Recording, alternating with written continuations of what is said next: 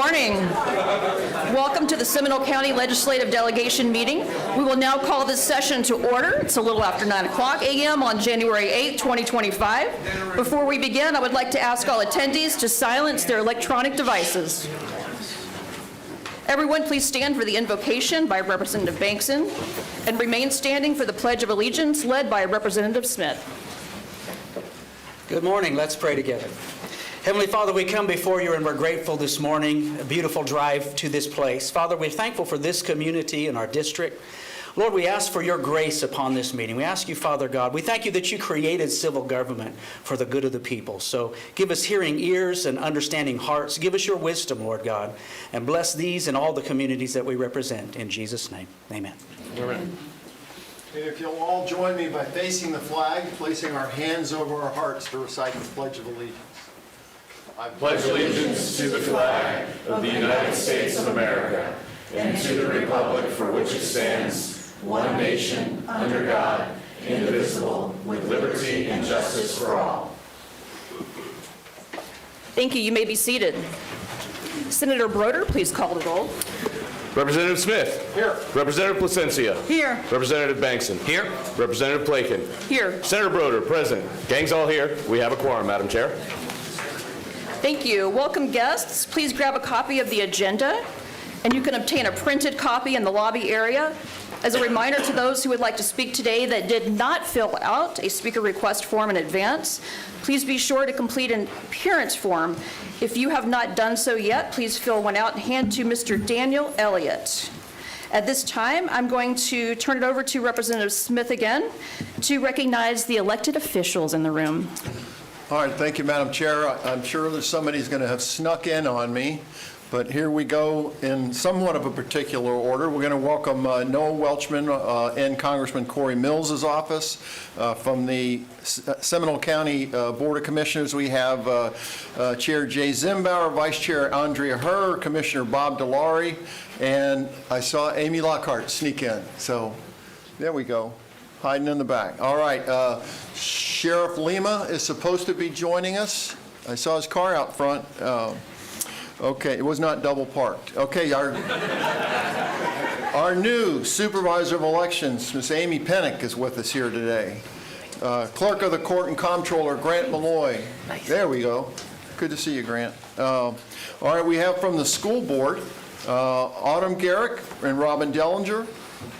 And I heard, there we go, I heard Superintendent Sarita Beeman's going to be joining us also. There, oh, they're hiding on the end. There we go. Good to see you. From the city of Winter Springs, my hometown, we have Mayor Kevin McCann, Commissioners Paul Diaz, Sarah Baker, Mark Caruso. From the city of Lake Mary, we have Colleen Taylor. Oh. Hi, we haven't met. I'll see you at the end. And from the great city of Longwood, we have Mayor Matt McMillan. There we go. And I did see her right sneaking in, Abby Sanchez from school board. Christine Krause. Christine Krause. Oh, there you are. Hi. Down in front, Georgia. All right. Do we have any other elected officials that snuck in? Oh, Karen Harriet, my good friend and envelope stuffer from the Soil and Water Board. Natalie Tucker, Oviedo. Oh, Natalie Cooper. I don't know you either. Okay. Sorry about that. Anybody else? All right. Madam Chair, back to you. That is it. Thank you, Representative Smith. We'll be hearing from some of the elected officials today, and we look forward to that. So we are now going to introduce ourselves and where our districts are located. And I'll begin. It's been an absolute honor to serve as the chair of the Seminole County Delegation. I'm Rachel Plakin, and I serve District 36, which is Lake Mary, Sanford, all the way out to Geneva, North Winter Springs, and North Longwood. Oh, thank you very much. Senator Jason Broder, I'm the only senator in Seminole County, thanks to redistricting, and that gives me all of Seminole and part of Orange County. So I have everything down to Virginia Avenue and over to Winter Park Drive and just outside of Baldwin Park. Currently the chair of Agriculture, Environment, and General Government Appropriations, retained that chairmanship for the last 2 years and will be doing it for another 2. And I'm currently the President pro tempore of the Florida Senate. Good morning. My name's Doug Bankson, and I represent District 39. I go from all the way Winter Garden and Mount Dora all the way over here to I-4. So I represent the west side of Seminole County, and it's a pleasure to be here this morning. I'm looking forward to hearing from you. Hello there. I'm Susan Placencia, representative for District 37. I cover Orange County and Seminole County. In Seminole County, I represent Oviedo and Chuliota. I have here in the audience my district aide, well, my legislative aide, Victor Martinez, and my district aide, Daniel Elliott. So if there's anything you need from me, feel free to reach out to either me or to these fine gentlemen. Thank you. Good morning. So State Representative David Smith, House District 38. I have the good part of Seminole County. Just kidding. So I have, starting by the Oviedo Mall, moving east to west. So Oviedo, most of Winter Springs, a sliver of Longwood, all of Castleberry, all of Altamont Springs, west of I-4 to Wekiva Springs, House District 38, in my 4th and final term in the House. Thank you, and thank you all so much for being here today. This is really important to let your voices be heard. So first up, I'm going to recognize Chairman Zim Bauer of the Board of County Commissioners to come forward to welcome everyone to the chamber and discuss Seminole County's legislative priorities. Well, good morning all, and welcome here to Seminole County. We encourage each and every one of you to fill out a form and speak whatever you want to speak to the legislatures. This is your chance. Welcome, legislatures. I know this is home to many of you, but welcome to our chambers. I encourage you to get comfortable in those chairs, but I will forewarn you, they're not very intuitive, and we get cranky when people adjust them, but by all means, go ahead and adjust them. But we appreciate you all taking your valuable time to be here today, and we sincerely appreciate it on behalf of the Board of County Commission and the 1,500 employees here at the county. We do have some things that we want you to look at and consider. Many of these you'll be familiar with because they are ongoing initiatives that we've continued to ask for and advocate on behalf, and we appreciate the advocacy that you all continue to do on our behalf in the 484 plus thousand citizens here in Seminole County. Some of our priorities, first and foremost, the ongoing critical priority is to protect Seminole County's rural boundary and our board's ability to control our own destiny with land use decisions. Like many of the Florida counties, Seminole opposes legislation that limits and inputs the input of our residents and diminishes the role of local government. Our boards and citizens would appreciate reconsideration of the legislature's 2021 decision to ban anonymous code enforcement complaints. We support increasing both public and private funding for the construction of broadband infrastructure in our rural and underserved communities. We support legislation appropriations that prioritize Florida's most valuable resource, water, by protecting the health and sustainability of our local waterways, specifically collaborative efforts to improve the water quality of Lake Jessup. We also support the FDEP Water Quality Grant Program and funding sources designated towards septic to sewer conversion projects and for a statewide policy that adopts new and more protective drinking water standards. Like many of the Florida's 67 counties, we support the appropriation of the full amount of dock stamp revenues from the Sadowski Housing Trust Fund to support ongoing attainable housing projects. Finally, on the opioid front, we would very much like to have some reconsideration of the legislation that was passed, which we all will agree bad people need to be in places that they can't get to the general public. And that's the prosecution of drug dealers being charged with capital murder.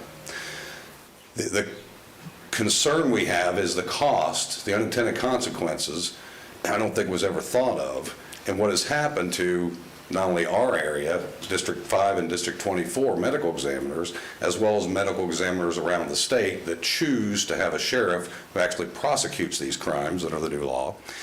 It now requires additional hiring of additional MEs and staff. To this county alone, since that law has passed, it has cost us almost $2.5 million in additional cost to be able to prosecute those. The reason being is when the medical examiner is not doing autopsies, they're now in a courtroom waiting for hours to testify to be able to prosecute. This could be done through many functions, either revisiting the bill and changing it or amending it, or the due process funds that go through the court systems could be allocated to be paid to the MEs for their services as expert witness in prosecuting these crimes. I think we all agree that bad people need to go to places that they can't get out and continue their business. So we sincerely appreciate it. Again, welcome to Florida's natural choice here in Seminole County. We hope your legislative session is very productive, and we wish you all the best in the coming year. Thank you. Thank you, Mr. Chairman, and thank you for providing us with this update today. I have a question for you, though. Over the last few days, I've spoken to Commissioner David Santiago of Volusia County and former property appraiser Carrie Baker of Lake County, and they've both informed me that their business tax receipts have been eliminated. Do you think that's something that Seminole County could implement? In fact, I've asked staff to look into that, about the financial impacts to the county and what's actually being collected at this point. So I think that's a topic that's going to be coming forward to our board pretty soon. Okay, great. I've heard it's not a very large part of the budget. So Correct. it'd be great to look Yeah, we're at. dealing with a $1 billion budget, and anything we can do to enhance and get out of the way of business doing business, the better off we are. Great, thank Great. you. Thank you. Thank you. The minutes from the 2024 meeting need to be approved. Is there a motion to approve the minutes from the October 30th, 2023 Seminole County Delegation meeting? I motion to approve the minutes. Second. All those in favor say aye. Aye. Opposed, say no. The ayes have it, and the minutes are approved. Next, every year, we choose new officers to lead the delegation. The next item on the agenda is the election of officers for the 2025 delegation. We will begin by hearing nominations for 3 positions of chairman, vice chairman, and secretary. Do we have a nomination for chairman? I would like to nominate our wonderful Representative Susan Placencia for our next chair. Great. I second that. All in favor say aye. Aye. Opposed, no. The ayes have it. Representative Susan Placencia has been unanimously elected chairman of the 2025 delegation. Congratulations. Thank you. Do we have a nomination for vice chairman? I nominate Representative Bankson to retain his seat as vice chairman. Great. All those in favor say aye. Aye. Opposed, no. The ayes have it. Representative Doug Bankson has been unanimously re-elected vice chairman of the 2025 delegation. Congratulations. Do we have a nomination for secretary? I nominate Representative Smith as secretary. Great. All those in favor say aye. Aye. Opposed, no. The ayes have it. Representative David Smith has been unanimously elected secretary of the 2025 delegation. Congratulations again, everyone. I now turn the gavel over to Representative Madam Chair Placencia. Thank you all for your support. It's my honor to serve as chairman of the Seminole County Delegation. We do have a local bill on the agenda, and at this time, I recognize Patrick Kelly, Assistant City Manager of Oviedo, to present the bill. Mr. Kelly, you are recognized. Good morning, Chair Placencia, Senator Broder, Representative Plakin, Bankson, and Smith. Thank you for having me here. Again, we have a local bill proposal from the City of Oviedo, and what it would do would amend Florida Statute 561 to allow for alcoholic beverages that are generally consumed on premises to be consumed off-premise in a specified area within the City of Oviedo, and that area would be the Oviedo in the Park and a couple of adjacent commercial properties. What it would also do would allow when businesses in the area, we have very many festivals and events in the area, they would be allowed to sell an alcoholic beverage in a cup that would be designated by the Oviedo City Council and poured in the cup, and then they would be able to exit the premise. And the effect of the bill would be increased revenue and increased traffic to the businesses around our festival area and around our parks. And that's the bill, Representative Placencia. I appreciate your time here this morning. Thank you, Mr. Kelly. Are there any questions from the members? Representative Smith. Thank you, Chair. This local bill was presented to the Oviedo City Commission and passed the Oviedo City Commission? There was consensus given by the city council to present the bill this morning to you all. What would now have to happen would be the city of Oviedo would have to pass an ordinance that would eliminate our own public consumption ordinance. Right now, public consumption of alcoholic beverages is banned throughout the city. So at that time that this bill would pass Florida statutes, we then would present that ordinance to the city council for adoption. Okay. Any further questions? Okay, seeing none. Mr. Kelly, do you have any closing comments? I would appreciate adoption of this local bill by our representatives here this morning, and thank you very much. Thank you. And now, all those in favor of the local bill, say aye. Aye. All opposed, say no. The ayes have it, and the bill has passed. Thank you, Mr. Kelly. Next on the agenda is elected officials in Seminole County. I recognize Vice Chair of the Seminole County Board of Commissioners, Commissioner Andrea Herr, to the podium.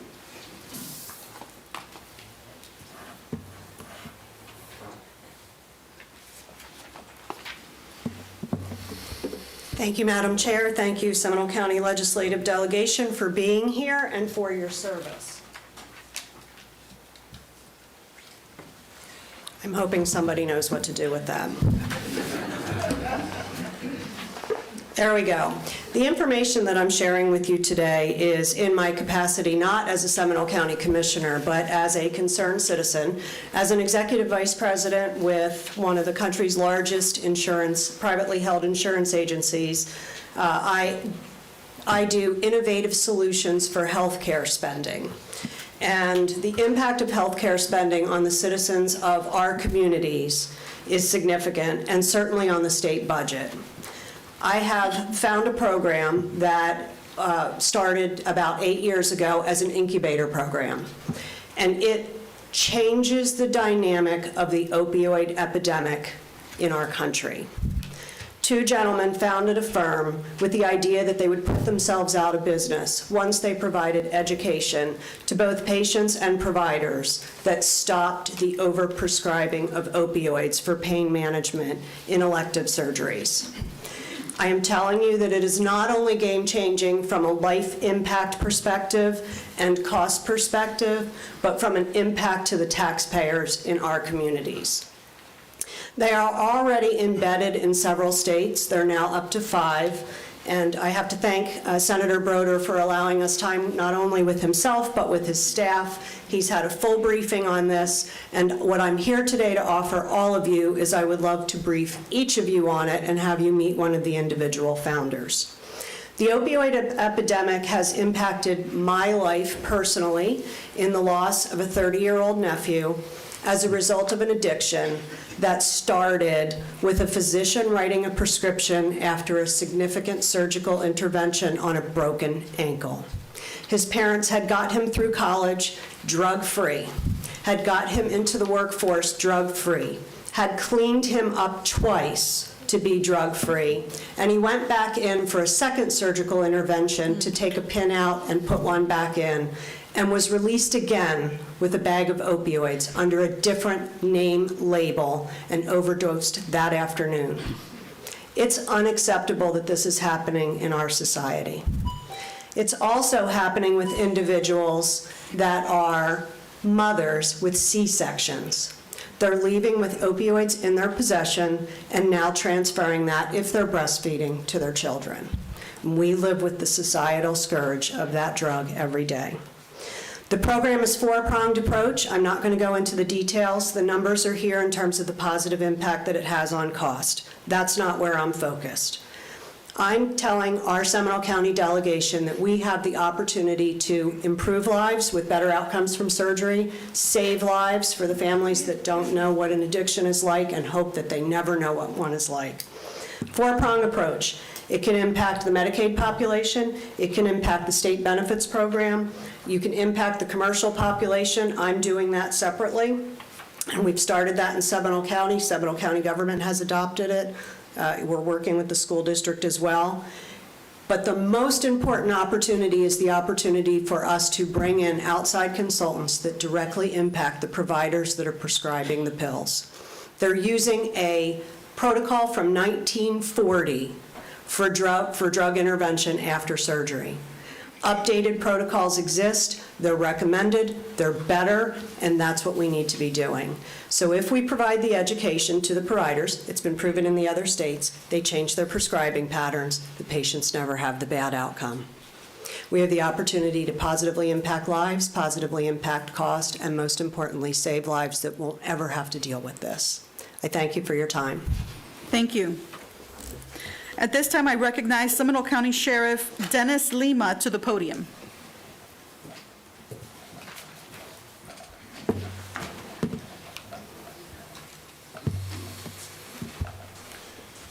Good morning, everyone, and I am so honored and delighted to be here. For the record, there's nothing that I will say today that I have not already personally shared with many of you.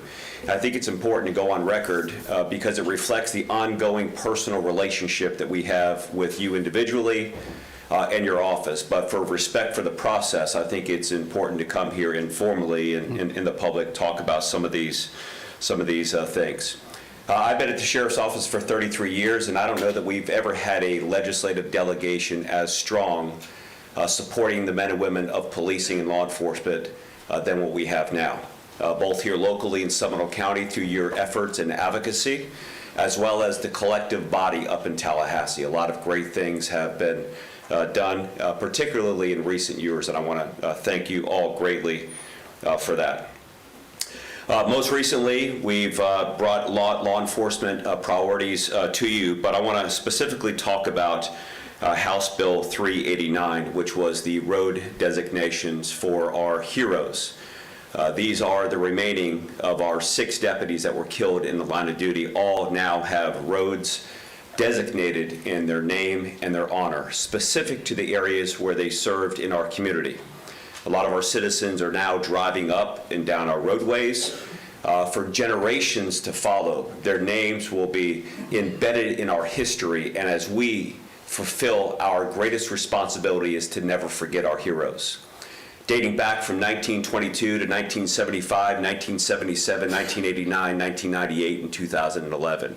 Each one of our deputy sheriffs that has been taken from us are now recognized, and I want to thank you all for that.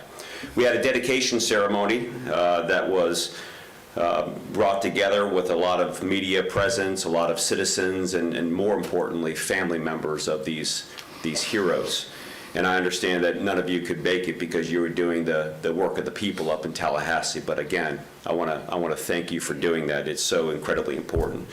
Specifically, Representative Roach and Representative Placencia and others for sponsoring that and getting that moving forward. Again, that was a great ceremony. I also want to thank our Director of Legislative Affairs, Bob Cortez, who really started this process when he was in the legislature, and then make sure that he continued the advocacy for that after he transitioned into his new role here with the Seminole County Sheriff's Office.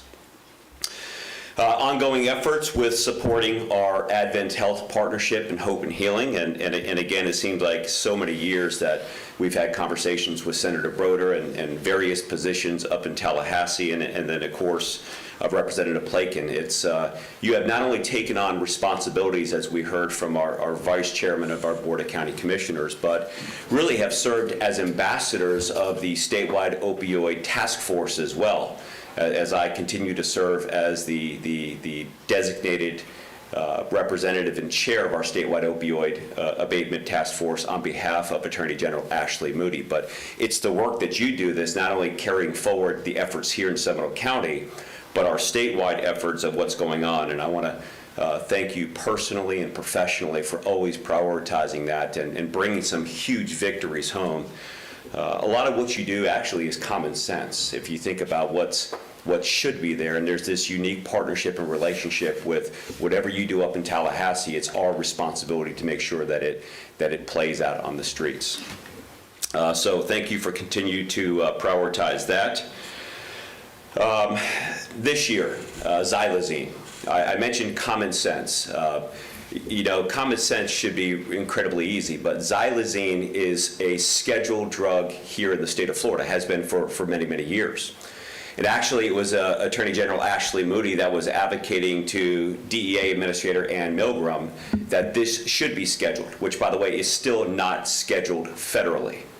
Xylazine has a legitimate use, but it's mostly with veterinarians and to put animals, it's a sedative to put animals down for surgery. But now we're seeing a growing presence across the country of xylazine being used in various illicit drug mixtures.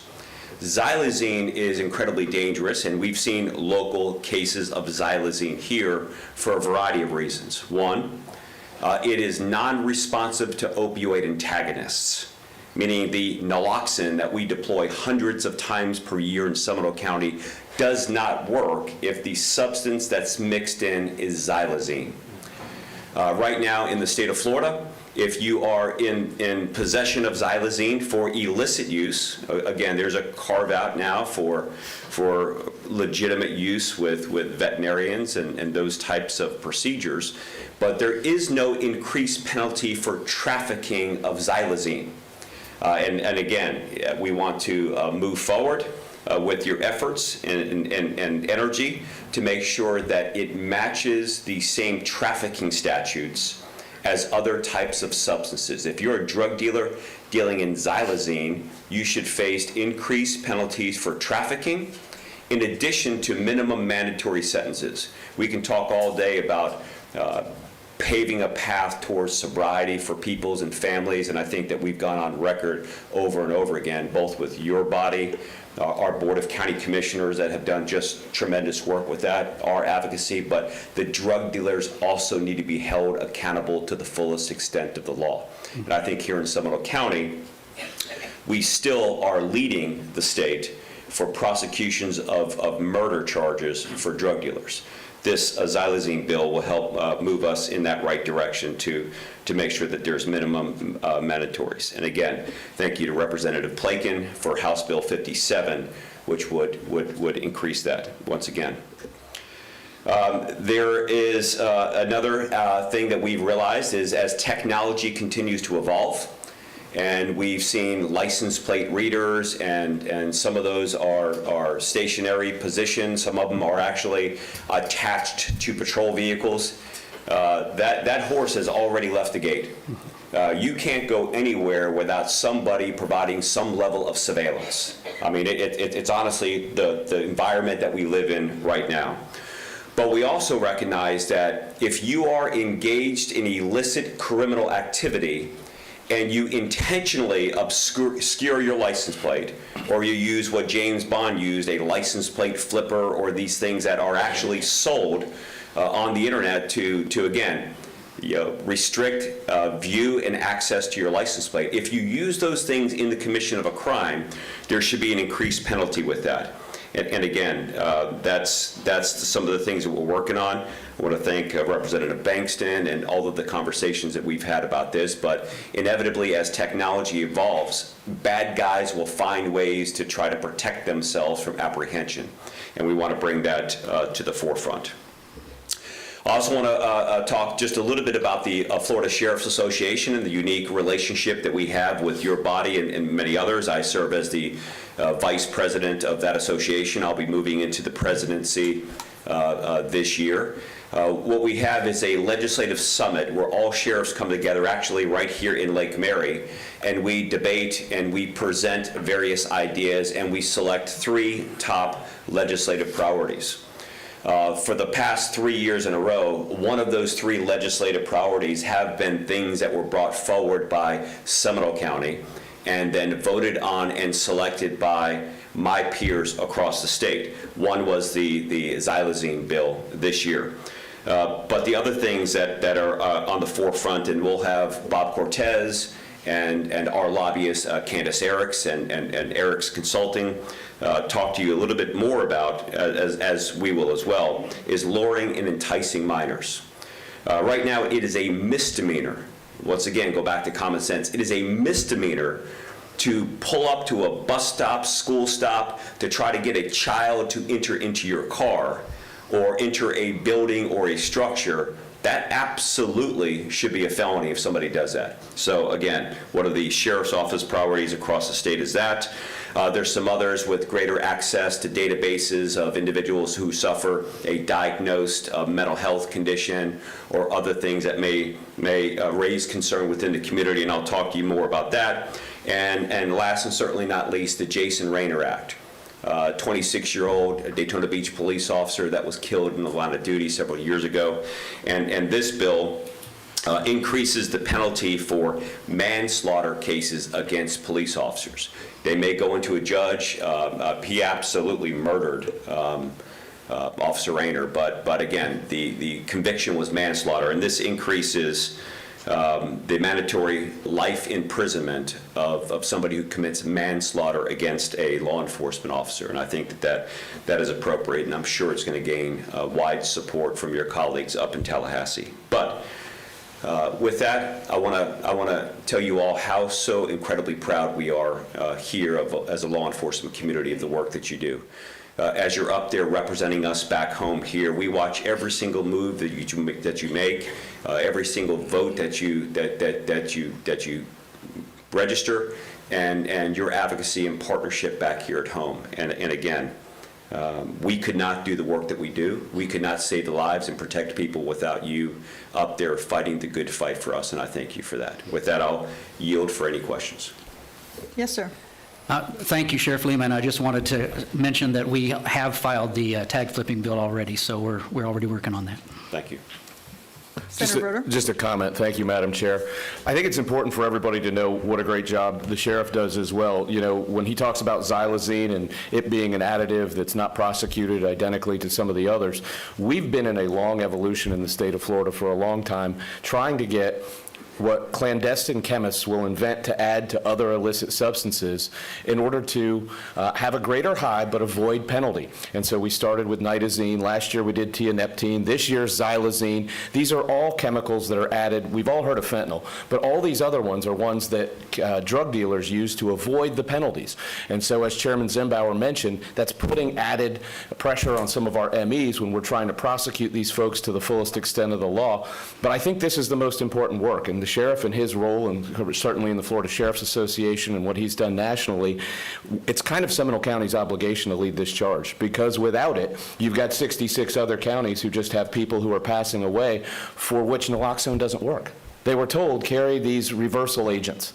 And they do, and now they're not working. Why? Well, we found it out, and we figured out why. And so thank you, Sheriff, for all the things that you do. I think it's leading not only the state of Florida, but the country in identification of what these other substances are that every year, quite frankly, we play whack-a-mole with to say what's the newest mu alpha receptor that's being added to fentanyl or being added to heroin or being added to cocaine that have one-time users overdosing the first time they try it. And so thank you, Sheriff, and we're happy to do it because this is clearly protecting our community and our state. Thank you, Senator. Thank you. Yes, Go sir. ahead. So I do want to just take a moment to thank Bob Cortez, because you know, a lot of this gets across the finish line because of the relationship that he has with each of you and quite frankly many people up in Tallahassee, and he's been doing that for a good number of years. And things like xylazine, as the senator was talking about, I mean, for those that are not familiar with this, it literally eats your body apart. I mean, it creates ulcers on your body. We had somebody in our correctional facility that literally had no skin on their arm because that ejection point, it actually literally kills the skin. I mean, this is horrifying. It is incredibly scary. And to think that it's not even scheduled federally, and that there's many states that are not doing anything about it when it was found in every single state in the country. I'm proud of the work that you guys do. You always stay ahead of these things. Any further questions? Thank you, Sheriff. Thank you. I recognize Seminole County Supervisor of Elections, Amy Pennock, to the podium.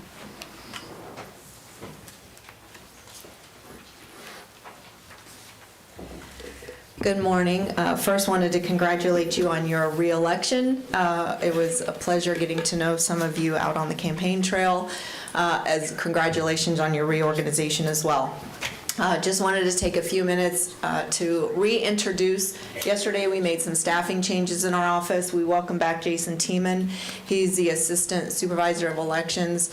Our team is ready to work with you on any legislation that you might see fit that needs to happen within the purview of elections. My ask to you is that we sit down and have a conversation about some much-needed legislation that was identified in this last election. Specifically in the Supervisor of Elections Office of campaigning within a certain area by the Supervisor of Elections. And so I know, Senator Broder, you have something in the works. I would be happy to sit down and have a conversation with you to fine-tune and make sure that we don't run into those issues in the future. One of the big things that we are doing, plan on doing in our office this year is we'll really work on transparency for the community, for you. Clear ballot is in the works, and I understand with Secretary Corbett that there's some grants available, so it should be at no cost to Seminole County for us to implement this very much needed program. We are the only county that does not have clear ballot in our area, and what clear ballot does is it allows 100% audit of all ballots in an election, in all cycles. So it's something that we very much need for that transparency in our community to bring trust back in our office. Our transition just started yesterday. We did not have a pre-transition, so I just ask that you give our office grace. If there's anything that we can do for you, we are here to help. I will be in Tallahassee a couple times over the next month. Would love to set up some meetings just to see how we can make sure that we're supporting you here locally. And I look forward to working with each and one of you and your staff. So congratulations. Thank you. I recognize Winter Springs Commissioner Paul Diaz to the podium.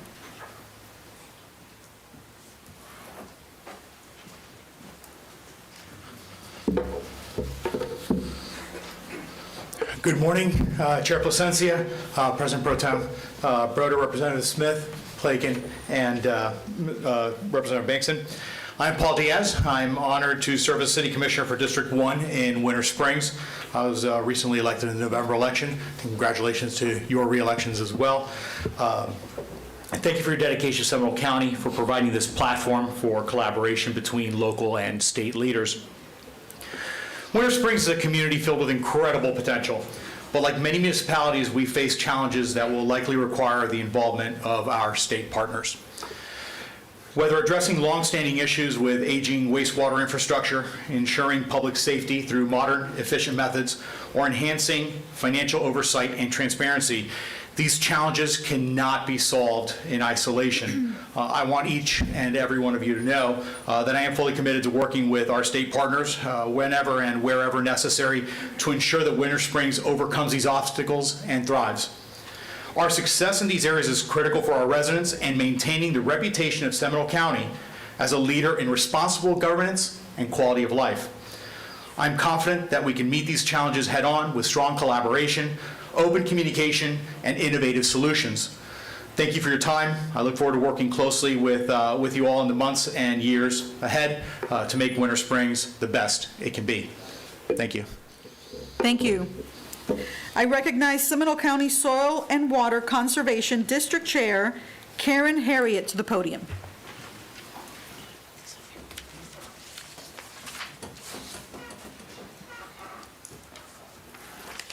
Good morning. Thank you for paying so much attention to your community. We've always worked together well. I have a graph showing the cost share contracts that we've brought into Seminole County. The federal government allows ag producers to be more proficient, efficient, and more profitable, and this also brings in federal money to Seminole County. In 2024, we brought in we had 16 applications, and we increased the number of grants to 7. And this year, we've brought in 26 applications, and the contracts have not yet been awarded. We do this without receiving any taxpayer funding. So this is above and beyond everything that is spent. I'd like to highlight three things. First of all is that we responded with hurricane assistance information to all the agricultural producers within Seminole County within a week. And because our conservationist works with Brevard County also, he asked us to reach out to Brevard County. So we reached out to 927 ag producers with hurricane assistance information in less than a week after the hurricane. The other one is that we hold a regional envirothon. The high school programs have environmental studies programs, but their students are not allowed to go to the state competition to compete for scholarships unless they have a regional competition. We organize that regional competition. The last one is that we are conducting a fertilizer survey along Howell Creek in Winter Springs in an effort to reduce nutrients in Lake Jessup. The nutrients, as you know, cause toxic algae. The toxic algae is then, we don't know. We know that it's a neurotransmitter. We know that it affects the neurological system of people who come in contact with it, but we have cattle drinking the water from Lake Jessup. I don't think this is unique. I think that there are other places in the state where this happens. And I was stationed in Europe when mad cow disease was rampant in Britain, and I think that it is wise to pay attention to this. The last thing I'd like to bring to your attention is that FDACS previously had a contract with the Association of Florida Conservation Districts to provide technical support to conservation districts, but wisely that contract has not been renewed. So as of the 1st of July, we will not have a website, we will not be able to retain public records, and we have no budget that we can provide this for ourselves. Thank you. Thank you for that. Have I missed any elected officials that registered to speak? Yes, sir. I sent in an email, I guess, got lost. The podium is all yours. You are recognized. Thank you very much. Grant Malloy, Clerk of the Court, Seminole County. I do appreciate very much your support for the bill last year on the reappropriation of some of the funds on the fee schedule from general revenue over to the clerk's office. It's helped us tremendously. It added about $300,000 to our annual allotment. As you know, we don't receive tax money. We only get what we collect. We operate like a business. And that put us this year at on our court operations at $10.1 million. If you go back 16 years ago or so, it was $10.4 million. So we're almost where we were at our peak of funding. Of course, inflation has wiped that out, and I know I come here every year and talk about inflation. So I think we need to look towards a long-term solution at some point. How do we adjust this? Because all these fees are in the state law. And how do you adjust this for inflation? Because just the mathematics of it, at some point, this implodes, and it's a huge issue. When you look at our statewide budget, it's $500 million split up between 67 counties. Every clerk's budget is tied to the other county's budget, and it all gets put in one pool and split up. And I always like to point out one of the most silly laws I see is 92.142 on witness fees. It's still in the law. We pay a $5 flat fee for a witness to speak on a case, and then there's 6 cents a mile travel allotment.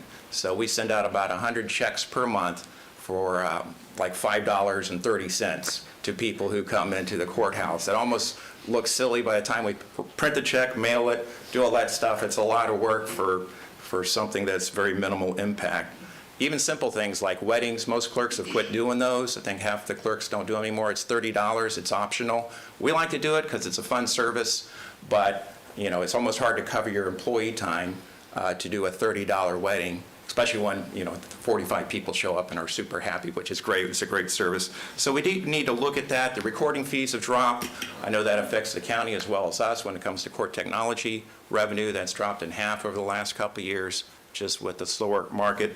Final thing I'd like to say is on some of the processes that are put in place, especially from the FDLE, it'd be good to have a thorough review of these programs and policies once they're put in place. An example is the marking criminal cases confidential if there was no prosecution. It's a good public policy if somebody wasn't prosecuted and they still are trying to get in a job, but they didn't actually get convicted of a crime. I totally understand that. But one of the complications occurs is when you have multiple cases that are put on one case number, or excuse me, multiple violations on one case number. So we had a case the other day. There were 4 of the charges were dropped, and 1 was sentenced for 3 years to prison. But we get an order from the FDLE to mark the whole case confidential. So that we get no revenue to actually review these cases, but it causes these complications. So anytime there's something like that, it would be good to follow up with it somehow with a committee or a review process to see if it should be tweaked a bit. So I do appreciate your help in the past, and I know it's going to happen in the future. Appreciate Dave Smith speaking to my office the other day. It was great, and you're always welcome for a tour, see what we do behind the scenes, and I do appreciate your service.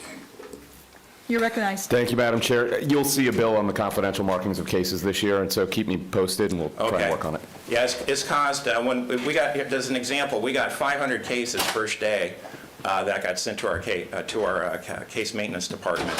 So all those have to be reviewed. There's no filing fee on it. It just causes an enormous amount of work. I totally get the public policy, but there are some technicalities that occur that make things complicated. So I appreciate that, and I'll definitely stay in touch. Thank you so much. Thank you for your presentation. Is there any other elected officials that registered to speak that I may have missed? All right. Well, moving forward, next we're in, yes, sir. Sorry, I didn't raise my hand high enough. I'm Commissioner Jim Turney for the City of Altamont Springs. Yes, sir. I did register. I must have gone into the same place that Grant Malloy's email did. I just wanted to speak briefly about a couple of things. First of all, I'm a strong believer in local government, and I would like to encourage you to continue using incentives rather than preemptions for various matters that come before you. In particular, one of those would be affordable housing type of options that might be available. I'm not going to address that specifically. It's a little too complicated, but I did want to also mention one other thing, that we in the local area here have been adopting a lot of Vision Zero initiatives. Altamont Springs did. Obviously, I think most of the local and county around here have done that. And probably the single most important thing that I see on the road is distracted driving, and it's because of these things. Everybody's carrying around and looking at them. So right now, it seems to me we would benefit from a state law about hands-free driving, requiring hands-free with use of the mobile phone. I use mine when I'm driving, but never in my hand. I can navigate, send and receive text messages, all of that sort of thing, and make phone calls without ever touching my phone. It's probably better not even to do that, but you're a lot less distracted when you're not holding your phone. And I want to mention also that this is not like a seatbelt or helmet law.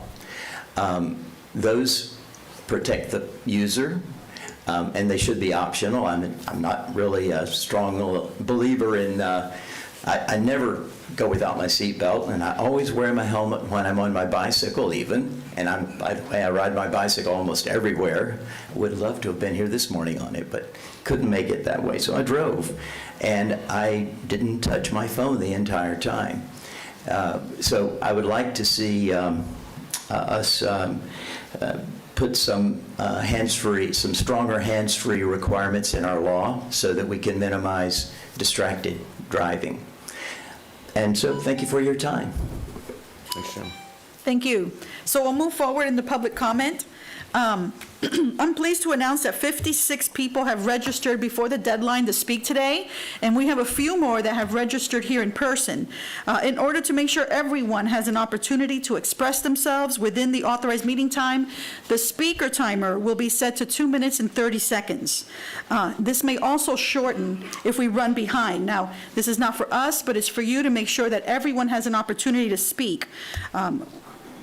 If you need more than 2.5 minutes, we're readily accessible, easily accessible via email, telephone, text message. Some of us even give out our cell phone numbers.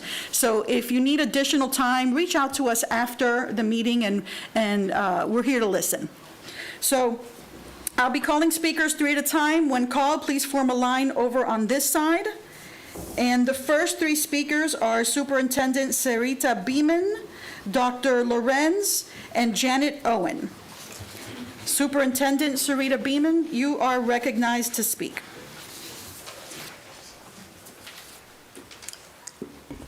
Thank you. Good morning and best wishes for a happy and healthy new year. I am Sarita Beeman, Seminole County Public Schools Superintendent.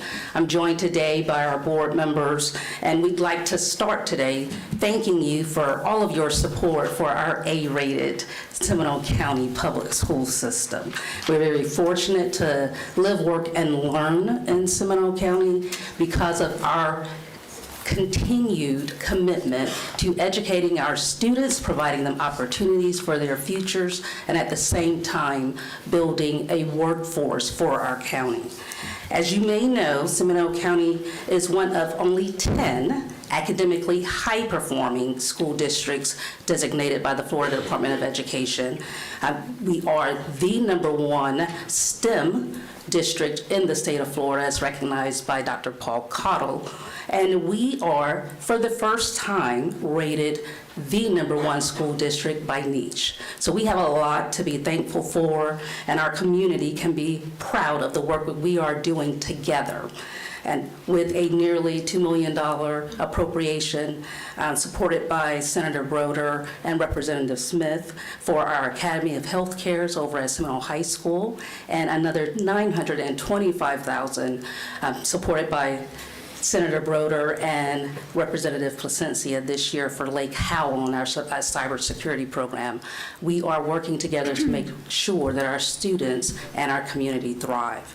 This year, as we look to the future for the 2025 session, we have a number of priorities. I'd like to talk briefly about two, and it seems like I only have 45 seconds, so I'm going to tell you first. One is the expansion of what is the teacher apprentice program.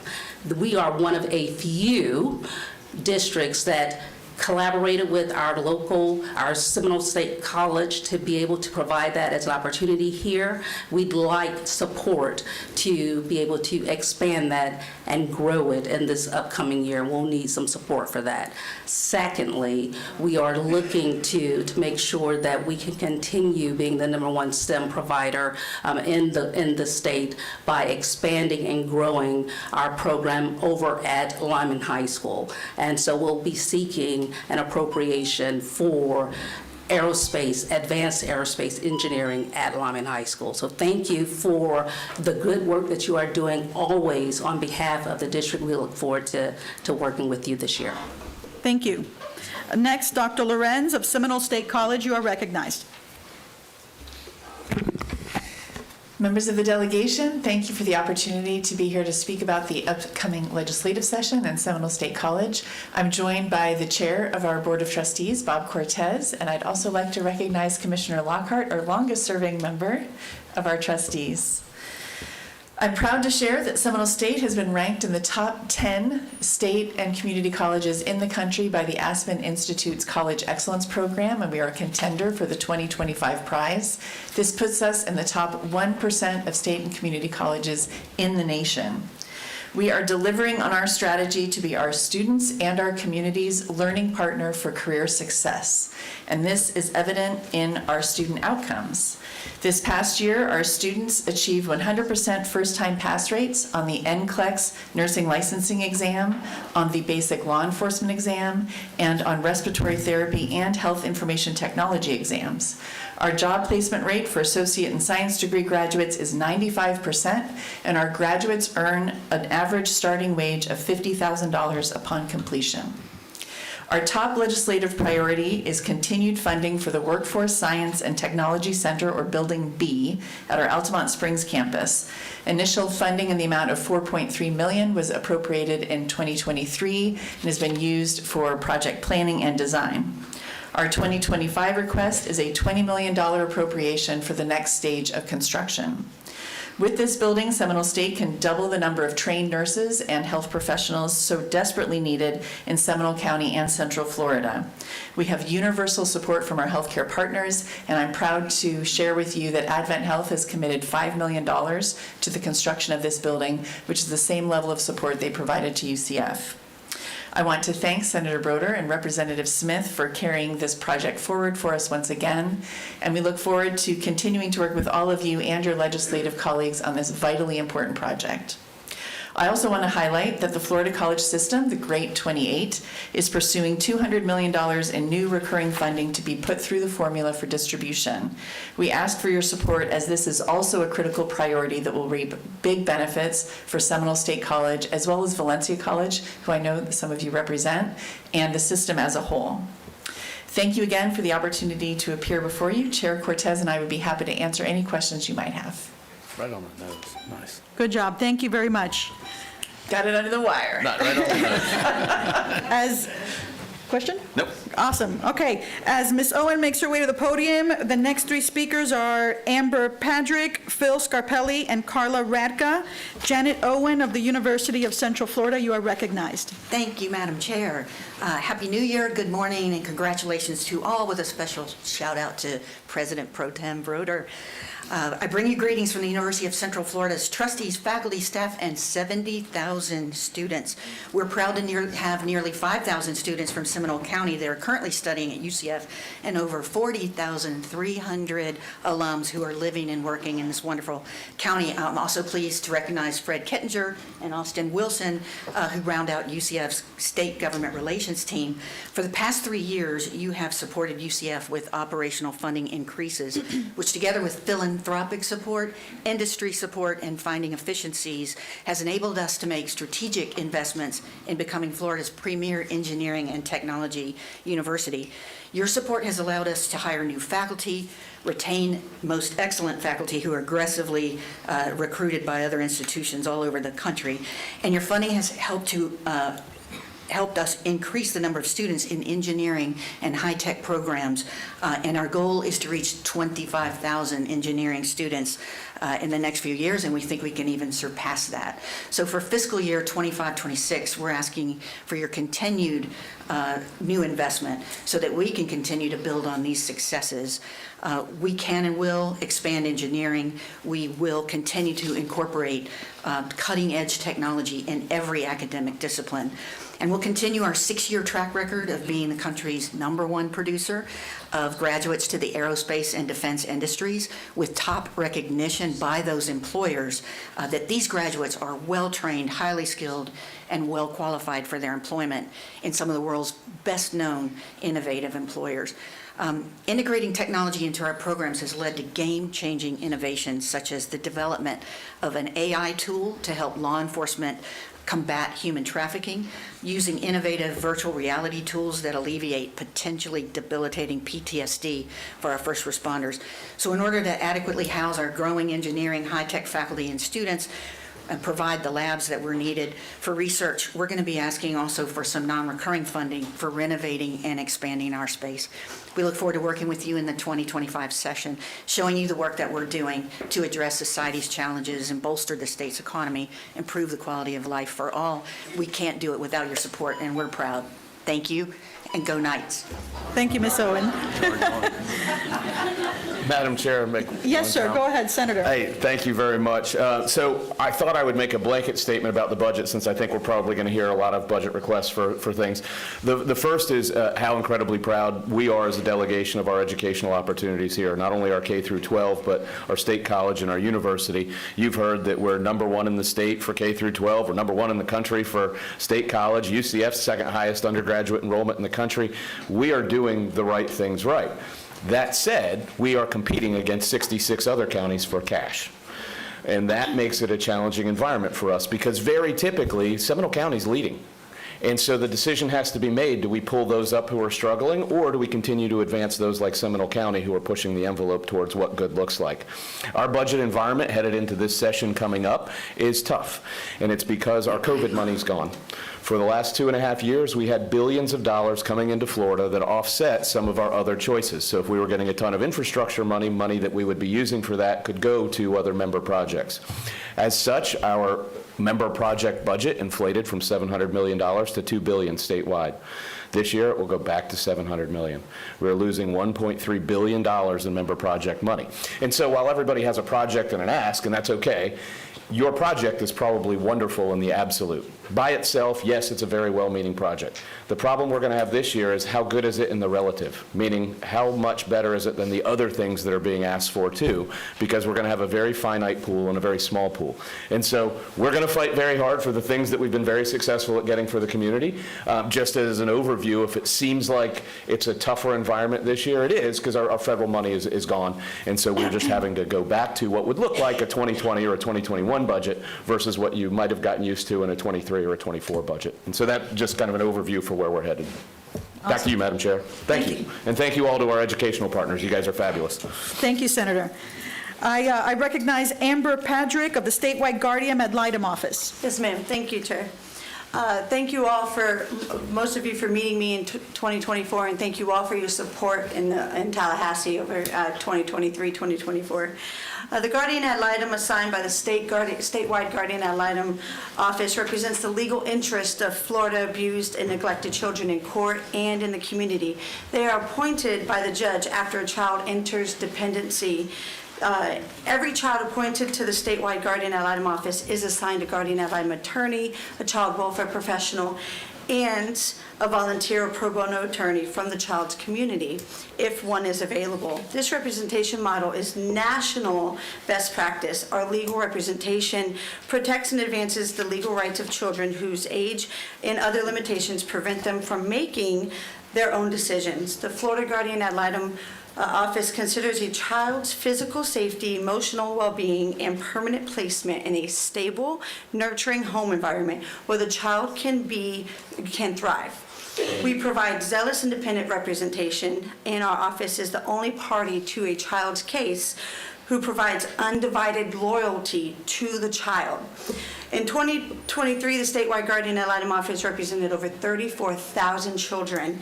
The Florida Statewide Guardian Ad Litem Office appeared in 531 dependency appeals, and the decisions rendered in 2023, the Statewide Guardian Ad Litem Office won 97% of those appeals. This is the indicator of the high-quality, independent legal representation our office provides to Florida's most vulnerable children.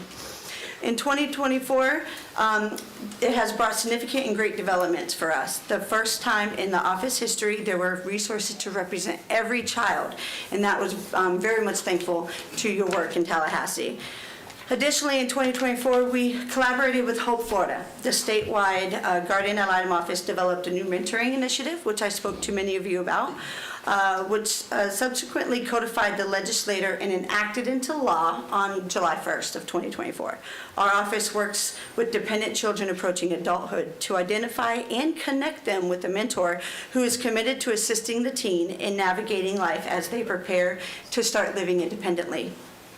In November, we celebrated a significant milestone and helped over 1,000 teens exiting foster care identify a stable, caring adult who's committed to mentoring them. This upcoming session, we're just asking to upgrade its case management and data tracking system, and we also are asking for 12 FTE positions because of the loss of VOCA.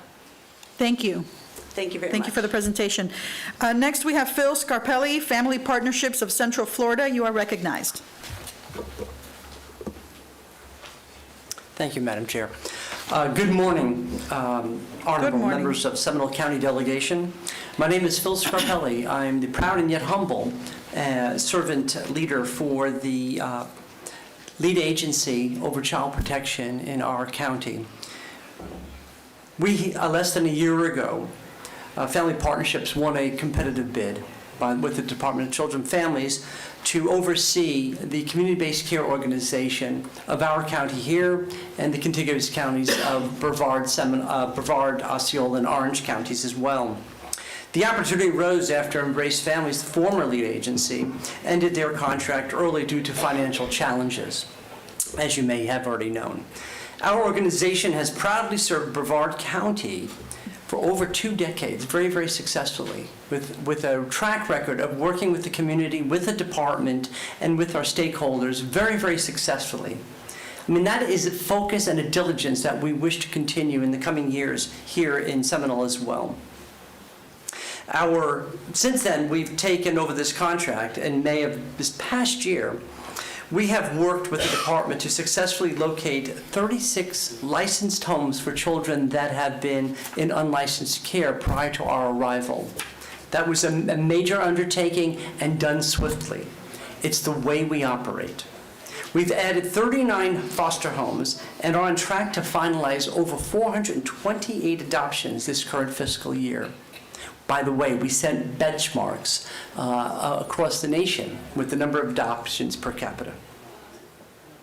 While there's likely to be a variety of discussion during session around the child welfare policy and funding, there are two issues of note I really wanted to share with you all at this time. First, several community partners were left unpaid in the wake of the Embrace Families' decline and dissolution. Insufficient funding was the cause. As a new member of this ecosystem, I am an advocate not only for the children and families we serve, but for the fellow agencies that work alongside us to make sure that successful services are rendered to these families. So you'll be seeing and hearing about this more, and it'll be in compilation with what you know that the department is developing a new allocation model for the lead agencies for the upcoming fiscal year at the directive of the legislature just shy of a year ago. Our common goal is to ensure this model provides adequate funding for the vulnerable children and families in each of our districts. And our population is growing, and the family needs are getting more complex. Mr. Scarpelli, I need you to close the thought through. One last sentence. Once a bill is introduced, my team and I stand ready to serve and to answer any and all questions in the spirit of partnership. Thank you. Senator, you're recognized. Thank you, Madam Chair. Which metric inside the allocation model would help you the most? Say again, which metric inside the allocation model of all the things it measures, out-of-home care, adoption, which one would help you most? Well, we need to have more funding for residential and group care services for high-end children. It has really been the one category that has plagued the community-based care introduction in the state for the last 2 decades. Okay. So that's the one that is prioritized. Thank you, sir. Thank you for your presentation. As Ms. Radka makes her way to the podium, the next 3 speakers are Adriana Tran, Deanna Scott, and Valerie Schultz. Ms. Carla Radka of the Senior Resource Alliance, you are recognized. Yes, good morning, esteemed delegation for Seminole County. I am here as a representative of one of the Florida 11 area agencies on aging, and we are asking for allocations to serve seniors and caregivers throughout the state of Florida. You have a handout that in detail provides documentation of what our ask is for this current year. We take great pride in serving seniors and caregivers throughout the state of Florida, and we take great pride on serving seniors here in Seminole County. Many of the seniors that we serve currently are on waiting list for services for community care for the elderly. This particular funding source is very important because it provides food for seniors that are either recovering from injuries or because they are extremely vulnerable for economic reasons. This particular funding source covers the cost for Meals on Wheels, either for congregate meal sites or for home-delivered meals. It is important to know that in Seminole County, we have waiting lists, although compared to the rest of the state, our waiting lists for Seminole County are relatively low. However, the need is great, especially when we know that our senior populations continue to grow. Another area of funding that we're seeking is the home care for the elderly. This particular funding source is important because it covers costs for seniors and their caregivers at home, especially the ones that are economically disadvantaged. I would like to add that we take great pride in running our organizations with business models that leverage technology greatly. We are actually a paperless organization, leveraging technology and extending that technology to our seniors and caregivers so they can keep up with services and continue to age in place in our community, in our Seminole County. Something else that I would like to mention is that we take great pride on leveraging funds with private funding and philanthropic dollars, and our administrative cost is under 5%. That is something that is also shared across the state of Florida for the area agencies on aging. Thank you so much for your time and for the work that you do in Tallahassee, and I hope to see you soon. Thank you. Next, we'll have Adriana Tran of Community Legal Services. You are recognized to speak. Good morning. My name is Adriana Tran. I'm the Director of Government Relations for Community Legal Services, a nonprofit legal aid firm serving Floridians across 12 counties. We provide no-cost legal services to roughly 10,000 Floridians a year. Qualified legal aid clients typically consist of those below the 200% federal poverty level, seniors, domestic violence victims, Floridians impacted by disasters, and other vulnerable communities. With inflation and rising costs, more and more Floridians are becoming at risk of being one legal issue away from falling into poverty. Community Legal Services can address this rising issue through our provision of no-cost legal services through a variety of funding sources. These include federal, state, and local government grants, as well as private funding through donors, legal partnerships, and the Interest on Trust Accounts program, also known as IOTA. Florida is one of 3 states that does not fund legal aid at the state level. However, it was the first state to develop the IOTA program. How the IOTA program works is that attorneys place client funds into a pooled trust account.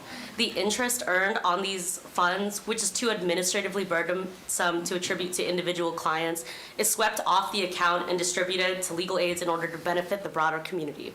Otherwise, fractions of a cent would have to be distributed across hundreds of clients. In 2023, IOTA legal aid grantees provided legal assistance to nearly 500,000 Floridians through IOTA dollars, making up over 200,000 hours of qualified legal services. Last year, our organization alone has supported nearly 3,600 families with over 16,000 hours of legal services, utilizing these IOTA funds for things like legal issues impacting veterans, disaster survivors, and housing. Last year, these dollars were put at risk due to a banker-backed bill, HB 1253 and SB 1336, filed in the Florida legislature, which ultimately died in committee. We expect to see a similar effort this upcoming session, and if it passes, the number of constituents that we would be able to serve would be significantly cut. We ask that you keep an eye out for the issue and keep us in mind if you have any issues or questions about IOTA or legal aids in general. We'll be here next week up in Tallahassee, so we'll definitely be reaching out to your staff if we have not already to schedule some meetings and talk about it further. Thank you for your time, and good luck in the upcoming weeks. Thank you, Ms. Tran. I also want to thank you for the work that you're doing to help my constituents in the district. Thank you. Thank you. Next, we have Deanna Scott of the League of Women Voters. You are recognized. These are for the delegation. Good morning and Happy New Year to the delegation and Madam Chair. My name is Deanna Schott.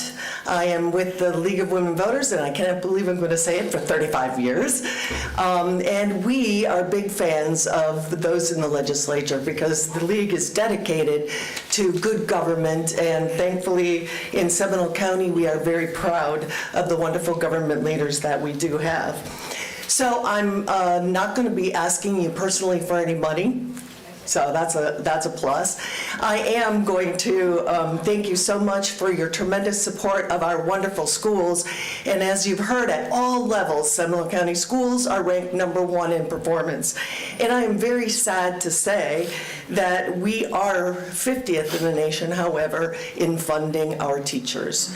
And we know that without the teachers, we don't have the quality of education, and teachers are leaving, even going to our nearby partner, Orange County, because the pay is better. So as you're looking at that much smaller pool of money, I really do ask you to scrutinize the fact that we provide such a wonderful education and workforce in Seminole County through our school system, and that we adequately pay for our teachers. Then moving to a legislative support, we have in the past had many issues with write-in candidates. And there is a bill that is going to be brought before you this year, and I ask that you look at it and give it great consideration. The reason is Over 8 million voters have been disenfranchised due to the write-in loophole, including Republicans in 47 elections, Democrats in 67 elections, and many in the growing NPA group. So in 2024 alone, 2 million registered voters in 21 counties were disenfranchised due to the write-in candidate loophole. So we are asking that in the 2026 election, this is going to be something that you would look at in committee and consider very carefully for our county. Thank you so very much. Thank you. As Valerie Schultz makes her way to the podium, the next three speakers are Andrew Lisa, Todd Dixon, and Stephanie Palacios. Valerie Schultz of the Florida for National Popular Vote, you are recognized. Thank you very much. Good morning, and I'd also like to thank Representative Placencia's office for allowing registration for this meeting to proceed digitally. Great improvement. Thank you. As noted, Valerie Schultz, representing Floridians for the National Popular Vote. Each of you were elected by popular vote, as were all of the thousands of other elections that go nationwide, except for two. The U.S. President and the Vice President are not determined by popular vote. A national popular vote for president is fair and just and will restore credibility and stability to the American political system. As I'm sure you're aware, the current law in Florida is a winner-take-all law. These laws create battleground states, which enable a few thousand votes in a small number of states, less than 20% of the U.S. electorate, to decide the presidency, thereby fueling post-election controversies and threatening the country's stability. In September of 2023, a Pew Research poll showed that 65% of U.S. adults say the winner of the popular vote nationwide should be president. So, to make every voter in every state relevant in every election, what is my ask? To ask that each of you would co-sponsor the National Popular Vote Interstate Compact, which currently has a House number, HB 33, and the companion Senate bill, which does not yet have a number, and that this bill receives a hearing during this session. Now, I am aware that Governor DeSantis has indicated his intention, should the bill make it that far, to veto this bill. I am aware of that. Okay. As a native Floridian, I am proud of Florida, and I want it to be relevant in national elections. So, as the National Popular Vote Interstate Compact moves forward with its final 61 electoral college votes needed, I hope that Florida will not fall into irrelevancy. Thank you. Thank you for your presentation. Andrew Lisa of the Seminole County Democratic Party. Are you here? Okay. Next, Todd Dixon, Aspire Health Partners. Okay. Stephanie Palacios of the Second Harvest Food Bank of Central Florida. As you make your way, the next three speakers are Daniel Venegas, Greg Frazier, and Richard Wagner. Ms. Palacios, you are recognized. Good morning. My name is Stephanie Palacios, and I am the Director of Advocacy and Government Relations at Second Harvest Food Bank of Central Florida. Second Harvest has the pleasure of serving 7 counties in Central Florida with our over 750 partner agencies. We work to create hope and nourish lives through a powerful hunger relief network that's embedded in our community. Unfortunately, hunger is a problem in Central Florida. 1 in 8 Central Floridians is food insecure, and 1 in 6 of those individuals are children. So what have we been doing to address this problem? Last year, with the help of our partner agencies, we distributed over 82 million meals to Central Floridians. And Seminole County is a significant part of this work. Last year, with the help of our 62 partner agencies in Seminole County, we distributed over 8.1 million meals to Seminole County residents. This is significant, but we are seeing the need increase. We are now distributing over 300,000 meals every single day. Working families and seniors are facing financial difficulties due to the rising cost of groceries. Last session, with the help of Representative Placencia, the Food Cost Mitigation Project received a portion of the funding that we requested. This project allows Second Harvest to increase the amount of nutritious foods that we are distributing to our community, and the current funding level is allowing an increased distribution of over 2.6 million meals. However, grocery prices are still high, and we are seeing an increase in the amount of people seeking assistance from our partner agencies. So I'm here to ask for your support to fully fund the Food Cost Mitigation Project in the 2025 session. Not only will this project help Second Harvest continue to support our community, it will help us to support the Florida agricultural community. Over 75% of the produce that we distribute is Florida grown, and that's over 38 million pounds of produce last year. With an increased investment in the Food Cost Mitigation Project, Second Harvest will continue our robust relationship with the Florida agricultural community and purchase more healthy fruits and vegetables to distribute to our neighbors. Additionally, the Food Cost Mitigation Project will help us continue our support for seniors on fixed incomes who are struggling to adjust to high grocery prices. I want to thank you for your time and your consideration and for your ongoing commitment to ending food insecurity in Seminole County. Thank you for your presentation. Great. Next, we'll have Daniel Vanegas, Heart of Florida United Way. You are recognized. Good morning. Thank you, Madam Chair. Thank you to the delegation. My name is Daniel Vanegas. I'm the Advocacy and Public Policy Director for Heart of Florida United Way. We serve Orange, Seminole, and Osceola counties. So today I'm really going to talk about our appropriation request. We have a 10-year partnership with Seminole State College called Destination Graduation. And the goal of this program is to really just get students to graduation. So today with me I have Cody Wall, who recently graduated from Seminole State, and she will talk about her experience with Destination Graduation. But before that, I do want to thank Representative Plakin for agreeing to sponsor this, and we're hoping to see it through. So Cody. Hi, I'm a Seminole State alumna. I just graduated last December with my Associates of Arts in Biology Pre-Professional. And at the beginning of the semester, I had experienced a significant hardship with financial aid, and I came in contact with the Destination Graduation Program because I was working as a work study up there in student life. And Destination Graduation was able to help me figure out my financial situation with financial aid and assist me in getting my books and everything. And it was very important and an integral part of me graduating last semester. And now I'm able to go on to Rollins College and finish my bachelor's in biology. So thank you so much. So thank you, Cody, and as she mentioned, it's been very impactful. We continue to see a lot of positive impact on this program. We're looking for $650,000. It would include direct assistance, ending pension, to financial trainings, how to budget, VITA resources, that's tax preparation as well, just to make sure that it's not just give them fish, but also teach them how to fish as well. So we're here for any questions. Thank you for your presentation. As Mr. Frazier makes his way to the podium, the next three speakers are Monica Carretero, Freddie Morello, and Jean Van Smith. Mr. Greg Frazier of Alzheimer's Association, you are recognized. Good morning. Thank you. I appreciate the opportunity to address you today. My name is Greg Frazier, and I'm a volunteer with the Alzheimer's Association. My dad died at the age of 67 of Alzheimer's, and that was 38 years ago. And we still don't have a cure for this disease.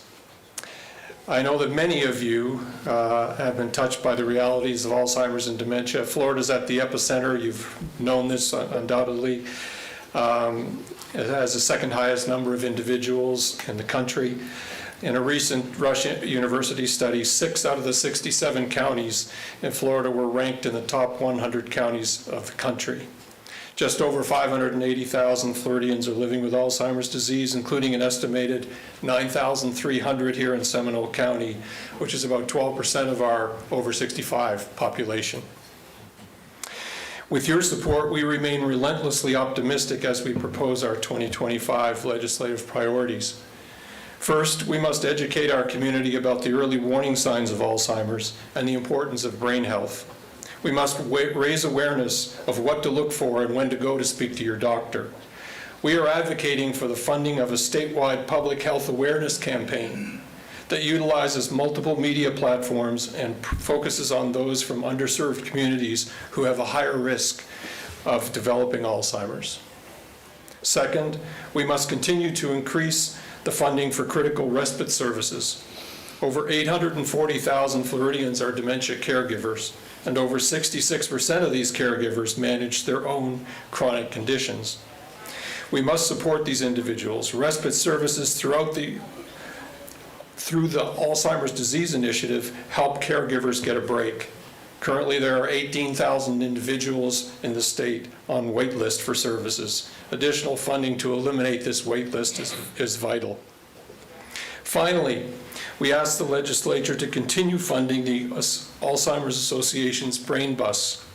This mobile outreach program travels the state, providing information on brain health, the warning signs, and caregiver resources. Through support and funding from the legislature, the Brain Bus has been able to travel to all 67 counties every year of its existence. On behalf of the Alzheimer's Association and over 500,000 Floridians living with the disease, thank you for the opportunity to be with you here today. Thank you. Thank you. Next, we'll have Richard Wagner. Okay. Monica Carretero, Autism Society of Greater Orlando, you are recognized. Thank you. Good morning. Thank you for your leadership. My name is Monica Carretero. I have 2 children. One of them has autism. For many years, I struggled to teach him how to behave in a way that will make society more comfortable, believing it will lead to greater inclusion and understanding, when the reality is that it is the community that needs education and transformation. My mission as a parent then became to foster awareness, respect, and embracement toward people with disabilities for as long as I can. During this session, I urge you to carefully evaluate bills that will create meaningful legislation for the disabled community. I hope you recognize the power that you have to educate our community, helping to promote inclusion and facilitate independence for our family members with special needs. Remember that the rate of autism is on the rise, and we must take action now to cultivate understanding for future generations. Among other things, I encourage you to provide training for law enforcement officers on autism, as misunderstandings can lead to dangerous situations, and I believe it's the next logical step for the registry for people with disability that Representative Plasencia made possible last session. And also, Seminole County has done a great job training their law enforcement officers, and I would want to recognize that. We also need protocols in school for quickly locating students with disabilities who are prone to wandering away. It is important to install cameras in self-contained classrooms for safety, as these are often attended by students with communications limitations. We must also secure funding for swimming classes and safety measures to prevent drowning incidents involving children, many of them on the autism spectrums, which have tragically affected many families in Central Florida. And there is also a great need for early diagnosis and intervention. Thank you, and I hope you have a great, meaningful session. Thank you. Freddie Morello of NAMI Greater Orlando. And as Ms. Van Smith makes her way to the podium, the next 3 speakers are Audra Skutchman, Emily Ashworth, and Fritz Voltaire. Ms. Jean Van Smith of the Seminole County Public Schools Foundation, you are recognized. Thank you. Good morning, Chair Plasencia and delegation members. I'm Jean Van Smith, the Executive Director of the Foundation for Seminole County Public Schools. We're a nonprofit 501c3 that exists to enhance education in the school district. And since 1987, we've distributed over $65 million to ensure that every student has the resources and skills to be successful when they show up in their classroom. Our major programs include a free teacher store called Tools for Seminole Schools, Take Stock in Children Mentoring Program, arts funding, and hands-on classroom grants. And in addition, we work with the school district on their priorities such as STEM education each year. Today, I just wanted to highlight 2 legislative appropriations that help support our organization, and thank you for your past support. The first is the Take Stock in Children program. We do operate that program in Seminole County. Currently, we have 115 students in the program who receive mentoring, college success coaching, and a prepaid scholarship upon graduation. I'd just like to share about Shawnice, who is one of the students in our program who we're very proud of, who's very representative of the population. Shawnice is a senior at Seminole High School. She works part-time to support her family because she comes from a single-parent household. And despite these challenges, she credits her mentor with supporting her. And she is the captain of her basketball team and also a member of the National Honor Society. And we're so excited to see her graduate and use her prepaid scholarship funded by Take Stock in Children to go on to college after she graduates. In addition, the second appropriation that benefits us is the School District Education Foundation Matching Grant Program. I know that's a mouthful. Thank you for funding this program last year at $7 million. In Seminole County, we receive about $150,000 of that, which supports several of our programs, one of which is our Tools for Seminole Schools free teacher resource store. Last year, we were able to leverage that matching fund, collect donations, and distribute over $1.7 million of free school supplies to teachers, the majority who are teaching at high-need schools. And I'll just share an example. My kids go to Lawton. When my teacher sends an email saying, we're out of highlighters, by the time I read the email, she's already responded saying, thank you to the parents who sent in highlighters or who said they could send in. And that's amazing. But for a teacher at a Title I school, unfortunately, their parents just do not have the resources to be able to respond to that email to always provide support. So our store fills in the gaps to ensure those teachers aren't going out of pocket. So as this moves through the process, hope that you'll continue to fund these two appropriations. Thank you. Thank you. Next, we'll have Audra Skutchman for tuition reimbursement. You are recognized. Good morning, and thank you for hosting this event and providing the opportunity for me to speak with you this morning. My name is Audra Schuckman, and my children are recipients of the Unique Abilities Scholarship. My children attend International Community School, or ICS for short, a private school with 3 on-campus days and 2 remote learning days per week in Winter Park. I initially chose ICS for my oldest daughter when I began looking for other options for her as she completed the 3rd grade in public school. Unfortunately, she was below grade level, and testing confirmed a learning disability and a language disorder. So I enrolled her in ICS in August of 2020. This model has changed my daughter's life. She is making educational gains that we never thought were possible. I'm here to speak to you today because ICS, a private school licensed by the state of Florida, is not allowed to be an eligible private school for tuition reimbursement for children on the UA scholarship. The language that defines regular and direct contact with teachers states it must occur a minimum of 170 days at the school's physical location. However, the passage of House Bill 1403 last session allowed children only on the PEP scholarship to satisfy this requirement. This language excluded children on the UA scholarship, and hybrid schools are particularly beneficial for students with unique abilities who might thrive with a mix of structured class time and the comfort of home-based learning. While I'm thrilled that children on the PEP scholarship are eligible for tuition reimbursement at a hybrid school, this has caused a portion of our school to be eligible for tuition reimbursement, and then half of us are not. So I traveled to Tallahassee last session and spoke before 2 House committees trying to get a legislative change. During one committee, I was told this will have to be solved next session. And here we are, and I just don't think we can keep kicking this down the road. What's going to happen is that we're going to be forced, those of us on the UA scholarship, to switch to PEP. And I just don't think that's right to do to families that need that extra money for therapies and tutoring. So I stand before you today to advocate for new legislation that will open the doors of opportunity for hybrid schools to participate in the FES UA program. This change is not just a policy adjustment, it's a step toward a more inclusive, flexible, and effective educational landscape in Florida. Just to finish, we are just asking for our tuition, the main reason we're supposed to have these scholarships. Thank you. Thank you. Madam Chair? Yes, you're recognized. And I know we Yes, talked you're on probably like, there she is. name to a face. Now we mean. We're working on it, and you know, we, like I said, so for my colleagues, that's something I think we're looking at in the educational package. This was an unintended, I think, oversight, because it really does, from a overall standpoint align with what our goals are. And I think it was just a factor of, we put it out there and we went, okay, well, here's a place where maybe the language didn't get everybody we thought. So we'll do our best. Like I said, I expect it to be in part of what our educational package will be. We'll keep you guys posted as to what that might look like. And I appreciate that because we found out we are going to be renewing scholarships on February 1st. So these families have to decide by February, are we staying on UA or are we being forced to switch? So that's really important. Thank you. And for everyone else, if we don't comment, doesn't mean we're not thinking about it or we're not actively working on it. I just happen to email with Audra a couple times a month. And so making sure that folks know, yes, we're hearing you, and that's why we're here. So thanks. Next, we have Emily Ashworth, Parents and Providers of Unique Learners, Incorporated. You are recognized.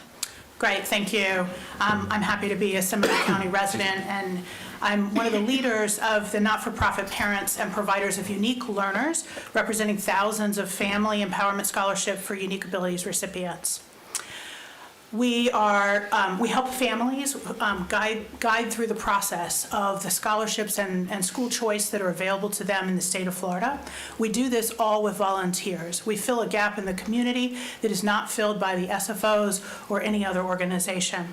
I'm here to ask for some very specific changes to the Family Empowerment Scholarship for Students with Unique Abilities. The scholarship is a wonderful program, and I have 2 children who have been on it and its predecessors since 2014. Here are requests for you to consider in the legislative session upcoming. The first is FCS UA is very competent. Giving them the power to write the purchasing guide this past year was brilliant, brilliant. Please give them more authority.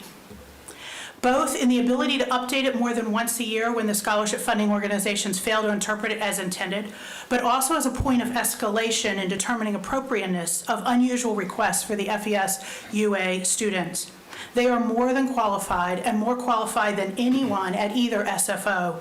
Let's leverage the best team for the job, please. The second is the needs of the UA population are so specialized across conditions like autism, cerebral palsy, blindness, Down syndrome, and many others. While the SFOs want to streamline their processes to make everyone and everything the same between the scholarships, we implore you not to let this happen. The more the SFOs try to make everything the same for everyone, the more our children are done a disservice, which is exactly why we left the public system to begin with. Please protect the best part about the scholarship that has worked for over a decade and leave the UA separate from the other state scholarship programs. The third is, please put an oversight committee in place. It serves neither your constituents nor you as busy legislators to be the only source of escalation for the scholarship program because no accountability has been built into the current statute.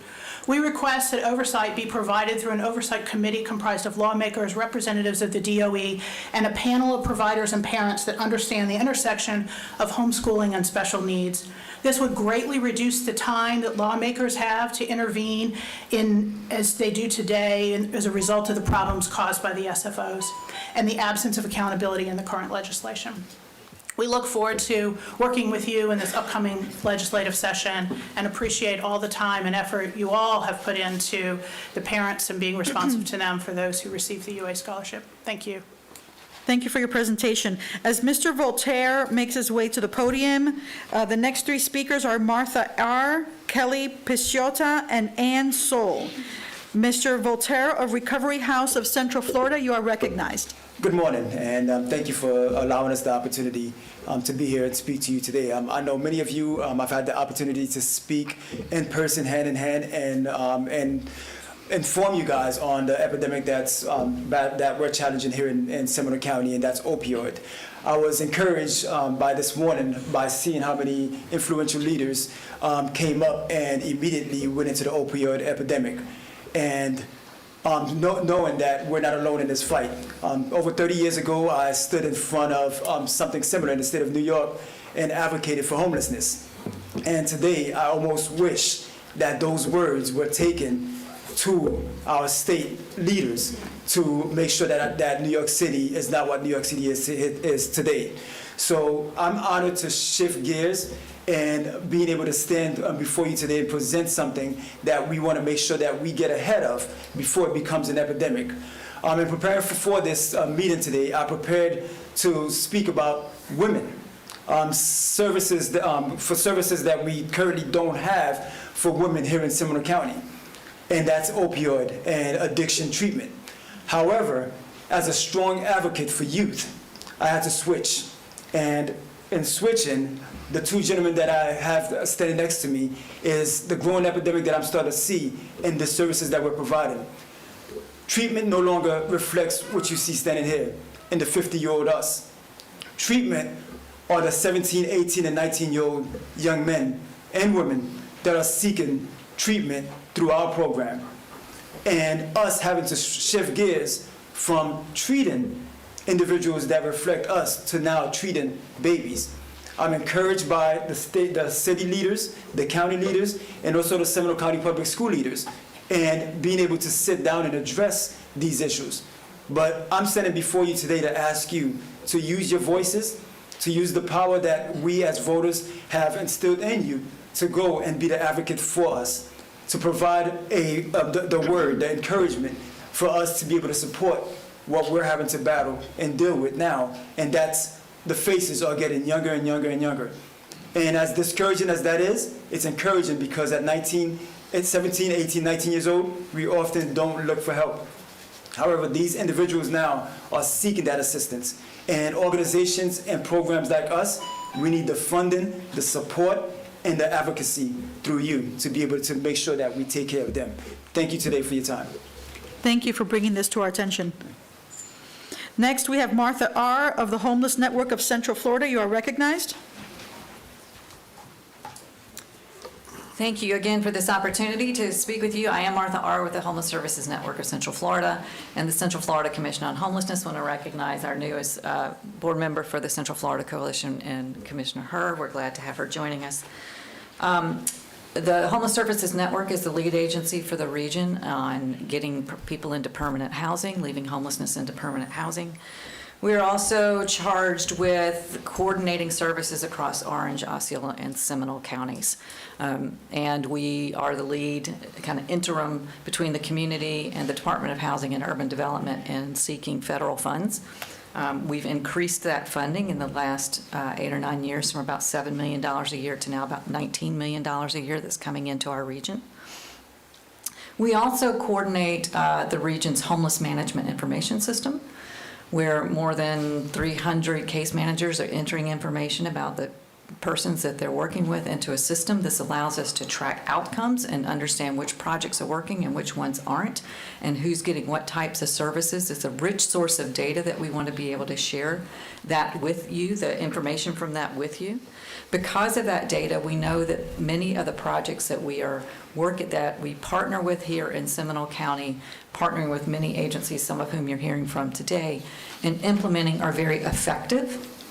Our permanent supportive housing, which works with people who have been homeless for a long time and have disabilities, including mental health and substance use, has a greater than 90% retention rate. So we know that that is effective. Another thing we do is we coordinate the point-in-time count. So what you've seen in last year's point-in-time count is that the numbers here in Seminole County went up to 420 people. That was a significant increase from less than 300 the year before. We know that the rate of homelessness is increasing because of the housing market. People want to live in Seminole County, and we're not able to keep the housing stock up, the infrastructure developed. What we're asking is that you continue support for the existing funded projects through the Challenge Grant, the staffing grant that comes to the Department of Children and Family, but also 38% of the people identified in that point-in-time count were either under the age of 18 or over the age of 55. So when you're looking at other legislation and other things that will impact the lives of homeless people, we really want to help provide you information to inform you, but please be sensitive to that we need resources and legislation that helps that entire swath of people experiencing homelessness. Thank you. Thank you. Next, we'll have Kelly Pichota, Habitat for Humanity, Seminole, and Apopka. Good morning. Thank you for your time. And I've actually met with you all one-on-one, and I will continue to meet, so I'm just going to give you a little bit of a high-level overview. I'm here today representing Habitat of Seminole Apopka, your hometown Habitat for Humanity, and specifically for what we're doing here in Florida and Seminole County. We have 50 affiliates throughout the state, and we produce more homes than any other state for all habitats combined. I contribute that to the weather, not so much today. To date, we have built or rehabbed in Florida over 27,000 homes, and our homeowners pay more than $12 million in property taxes across our state.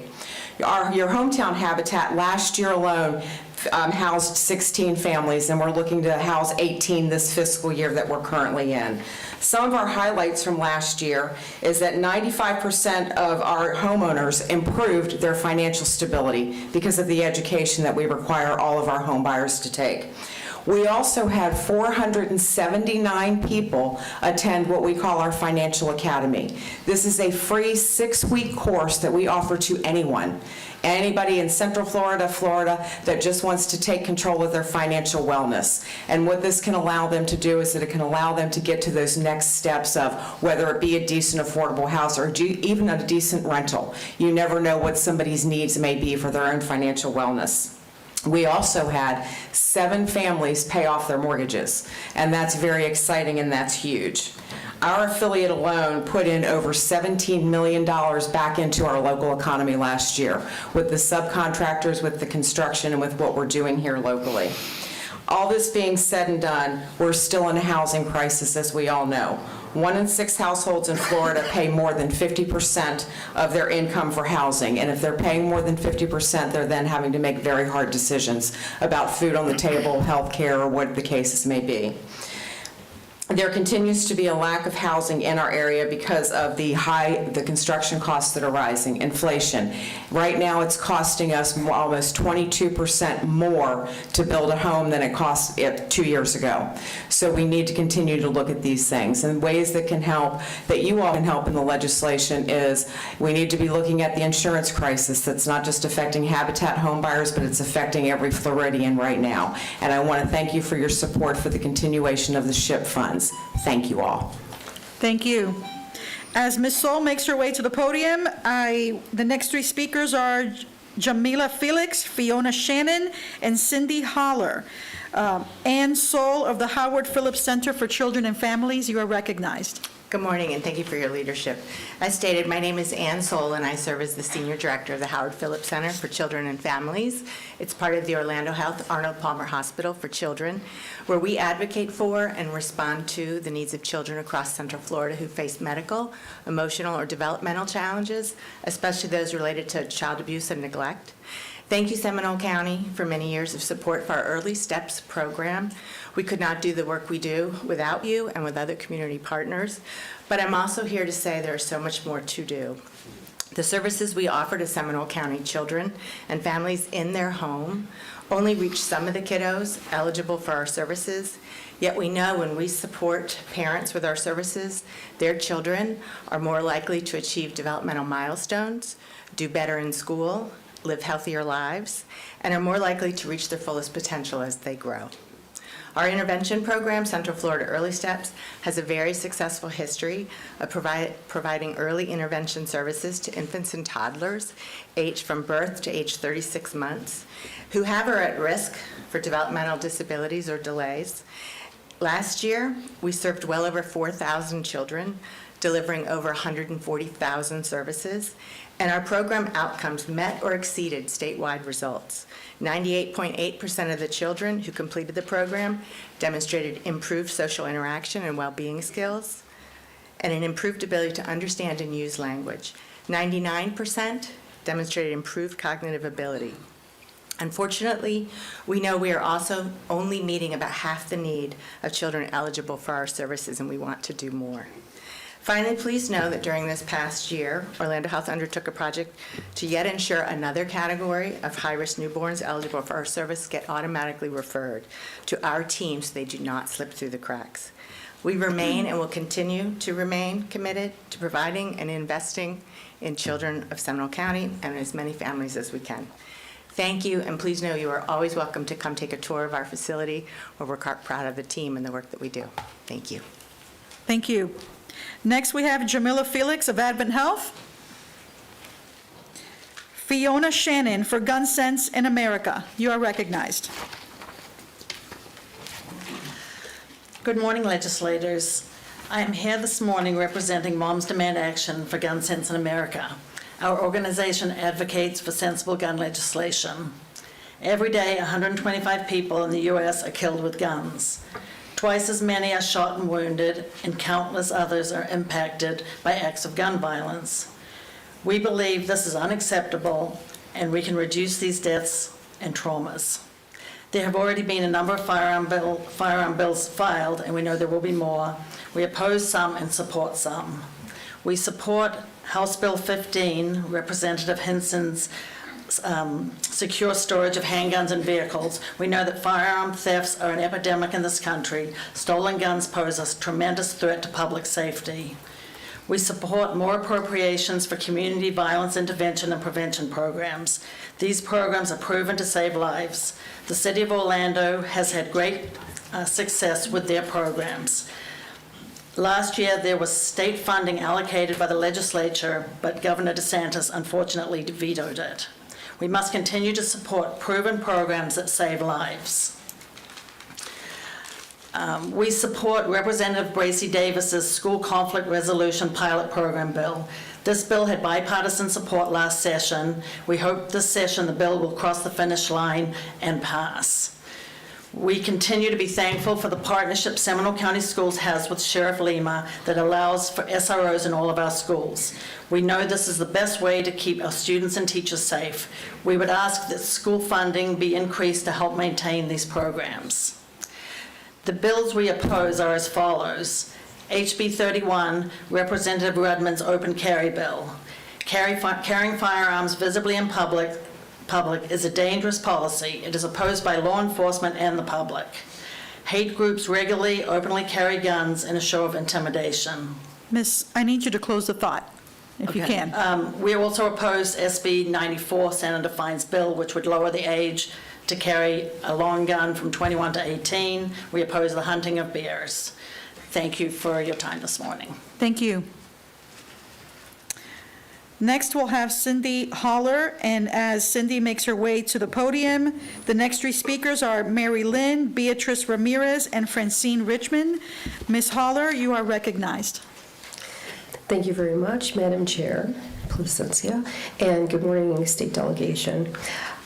So I really appreciate your time and your work in our state. I have some legislative suggestions and some suggestions for state allocation of funds pertaining to quality of life issues in our state. I am pro-family and pro-adoption. I have a friend in Seminole County who's adopted 3 kids. I was talking to her recently regarding private. She says there needs to be more regulation of adoption agencies in the state and what they're able to charge. She said there is a lot of fraud in that system. And regarding the foster care system, she said the process really needs to be sped up. So maybe that can be an issue with some legislation. So I received something from the Dave Thomas Foundation for Adoption recently. Over 108,000 young people are waiting to be adopted from the foster care system in the U.S. Nearly 20,000 children in the U.S. will age out of the foster care system every year, and 20% of young people in the U.S. who age out at 18 who don't have families experience homelessness. So those are some important issues. I'm also pro-conservation. I'm really happy about the funding for the Florida Wildlife Corridor, and the loopholes associated with conservation easements need to be closed. So I appreciate that. Work on that, please. I am also pro-natural Florida. I think there could be definitely increases in revenue in this area. We need wildlife festivals in Seminole County. I would be there at every one. To bring awareness and acceptance of our wildlife. I'd love to see Seminole incentivize a native plant nursery, which I think is really important for pollinators. And finally, I ask that water quality standards need to be strengthened, and I appreciate your time. I will follow up with emails and phone calls. Thank you so much. Thank you. Next, we'll have Mary Lynn, the Electrification Coalition. Good morning, Mary Lynn from the Electrification Coalition. We're a nonprofit working to electrify transportation. Jason, I need your help, please. I need you to shake the tree in Tallahassee because FDOT is not releasing some funding I need. You all have $198 million in NEVI money that's not being spent. Don't know what's going on. We've asked DOT, not getting any answers. Be great to spend this. We're one of 15 states who have not spent our money. The other states in the U.S. already had their charging stations built out, working, and Florida's not even put out their proposals yet, so we don't know what's happening here. So I know, I see Jason like shaking his head. I'd tell you if I knew. Exactly. So that's what we're asking for. If you all can shake that tree in Tallahassee and get that funding spent, that'd be a huge help for us. I spoke to the superintendent just a few minutes ago for our Seminole County schools and said, let's use our EPA money for electric school buses. Dixie County just got 26 electric school buses, tiny little place in Cross City. So Seminole County definitely should up the game and go apply for some of that EPA funding too. So thank you very much. Thank you. Beatriz Ramirez, United Arts of Central Florida, you are recognized. Good morning, and thank you for the work that you do. My name is Beatriz Ramirez. I am a lifelong Seminole County resident. I'm a performing artist. I'm an arts patron. I'm an arts administrator. I currently work at the United Arts of Central Florida, where we support 126 artists and arts organizations that provided 2,878 events and over 800,000 student arts experiences in this last year. I'm here to ask that you advocate for the reinstatement of state funding for the arts in Florida. The arts are not a luxury. They are essential to life in our vibrant state. They fuel our economy, enrich our communities, and enhance the quality of life for all Floridians. Last year, there were 9 applicants from Seminole County recommended for funding of just under $500,000 through the Division of Arts and Culture's 4 grant programs. Sadly, along with the rest of the state, all 4 budget line items were either cut or reduced in the legislature, and the remaining $32 million was vetoed, leaving all of these nonprofits suddenly facing staffing and programming cuts, holding off plans, canceling events, hiring fewer artists, and making other significant cuts through their organization. This veto impacted organizations across 48 counties in our state, reducing access to the arts for tens of millions of Floridians. Another year of this would not only be would not only be destabilizing, but devastating for the arts ecosystem in Florida. This year, 11 Seminole County organizations submitted requests totaling nearly $500,000. Across Central Florida, 91 arts organizations are seeking almost $9 million in the state funding. In addition to performances and exhibitions, these organizations also provide invaluable arts education experiences, fostering creativity, critical thinking, and preparing our youth for the future. Let's consider the return on investment from the state. The arts contribute significantly to Florida's economy, representing a $39 billion industry and supporting nearly 245,000 jobs. These jobs are in a wide range of sectors, from visual, performing arts and artisans, to nonprofit workers, cultural tourism, and community vibrancy leaders. In Central Florida, the arts nonprofits generate over $500 million in direct economic activity annually. This is spending by organizations and their audiences, supporting nearly 10,000 jobs and generating $11 million in local, state, and federal government revenue. Investing in the arts is not just about supporting artists, but it's about cultivating a vibrant and thriving state where creativity flourishes and economy prospers. Thank you for your work and for your time today. Thank you. Thanks. As Ms. Francine Richmond makes her way to the podium, the next 3 speakers are Lynn Van Horn, Carolina Arrocho, and Carl Faulkner. Please note that after Francine Richmond, we are setting the clock to 1 minute in order to accommodate the rest of the speakers. Ms. Francine Richmond, you are recognized. Hello, I'm Francine Richmond. I'm a Seminole County resident. I've lived in Chileota for 58 years. I am reaching out to you today. Thank you very much for all you're doing. I'm asking you to create a process for removal from the sex offender registry for people who committed their offenses as kids and teenagers, and also to eliminate the juvenile sex offender registry and replace it with research-based rehabilitation that supports these young people becoming productive, contributing members of society. Imagine a teenager who made a seriously bad decision which led to sexual misconduct. Now, instead of receiving the guidance they need, they're placed on the sex offender registry. This means they're facing a lifetime of permanent societal outcast based on their temporary immaturity. 25% of people on the Florida Sex Offender Registry are there for offenses committed as kids. My son is one of them. Research shows that juveniles have underdeveloped brains, which leads them to make impulsive decisions they would not as a mature adult. Despite this, Florida imposes lifelong adult consequences on these kids. These lifetime consequences include severe social stigma, harsh barriers to education, employment, housing, social support, and the risk of physical harm. People go after them. There is irrefutable statistical evidence that the sex offender registry doesn't make our community safer. In fact, it creates a larger societal problem by putting these youths into a cycle of oppression and marginalization.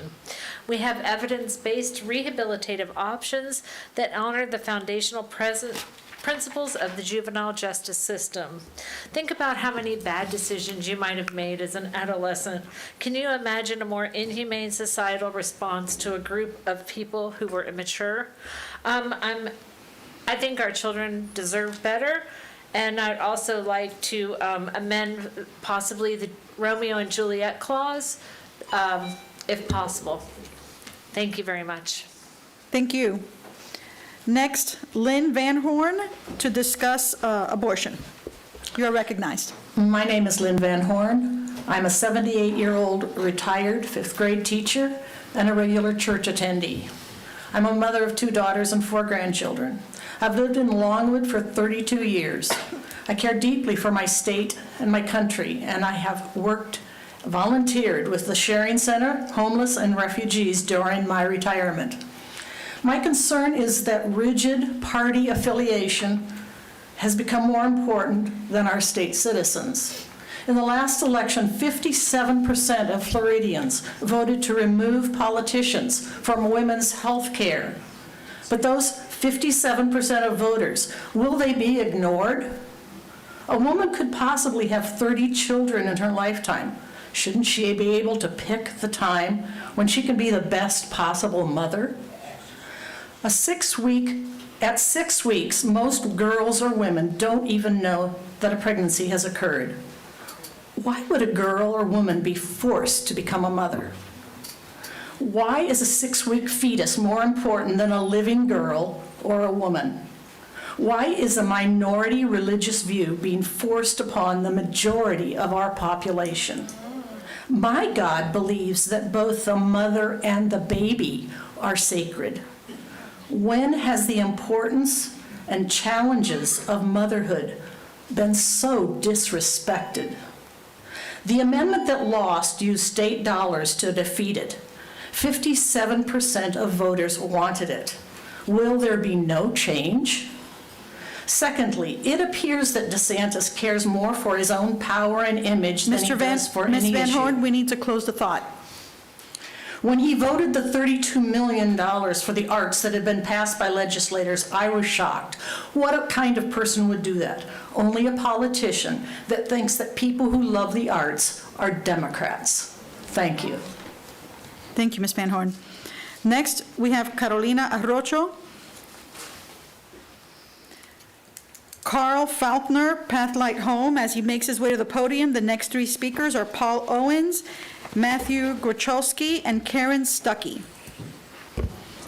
Mr. Faulkner, you are recognized. Thank you, Madam Chair, and other members of the delegation for the opportunity to speak today. My name is Carl Faulkner. I'm the president and CEO at Pathlight Home. We are a nonprofit agency that provides supportive housing for Orange, Seminole, and Volusia counties, including owning and operating over 500 units for housing and family housing right here in Seminole County. Our services include case management, mental health support, and other services for individuals. Luckily, I don't have to bore you with all the statistics because Martha R. was here before me, so she gave you a few of those.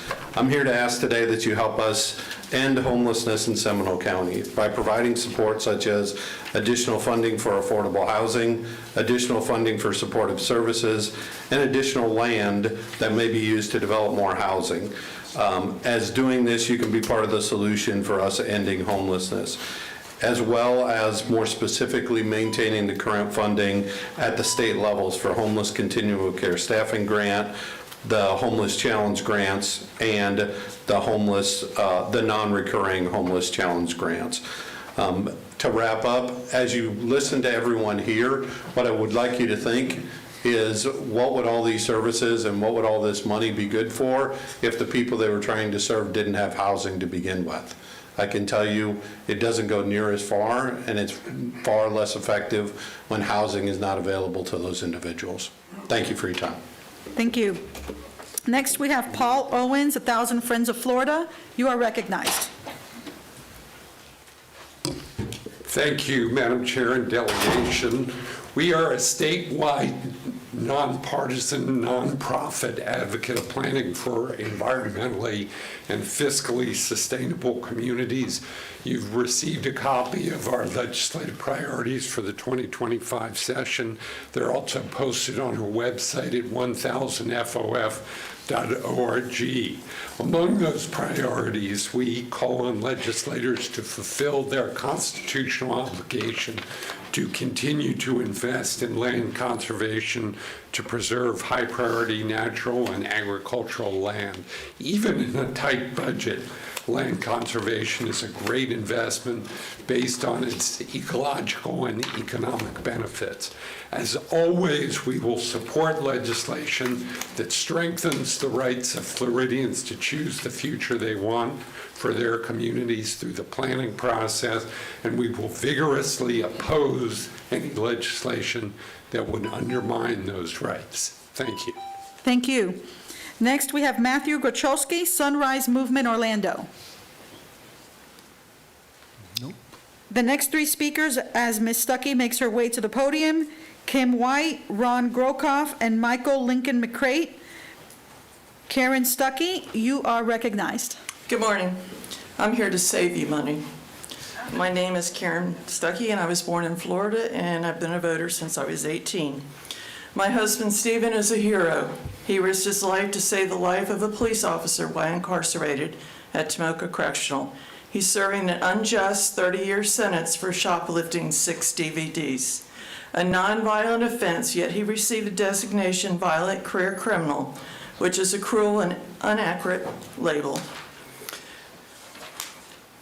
Senator John Martin, a respected state attorney, reviewed Stephen's case and publicly stated on Twitter back in June, according to the Court of Appeals, the judge incorrectly instructed the jury, which resulted in the finding of robbery.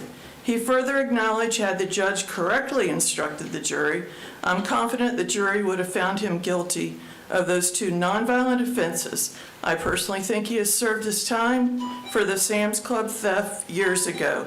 He also said he did not commit robbery or a violent act.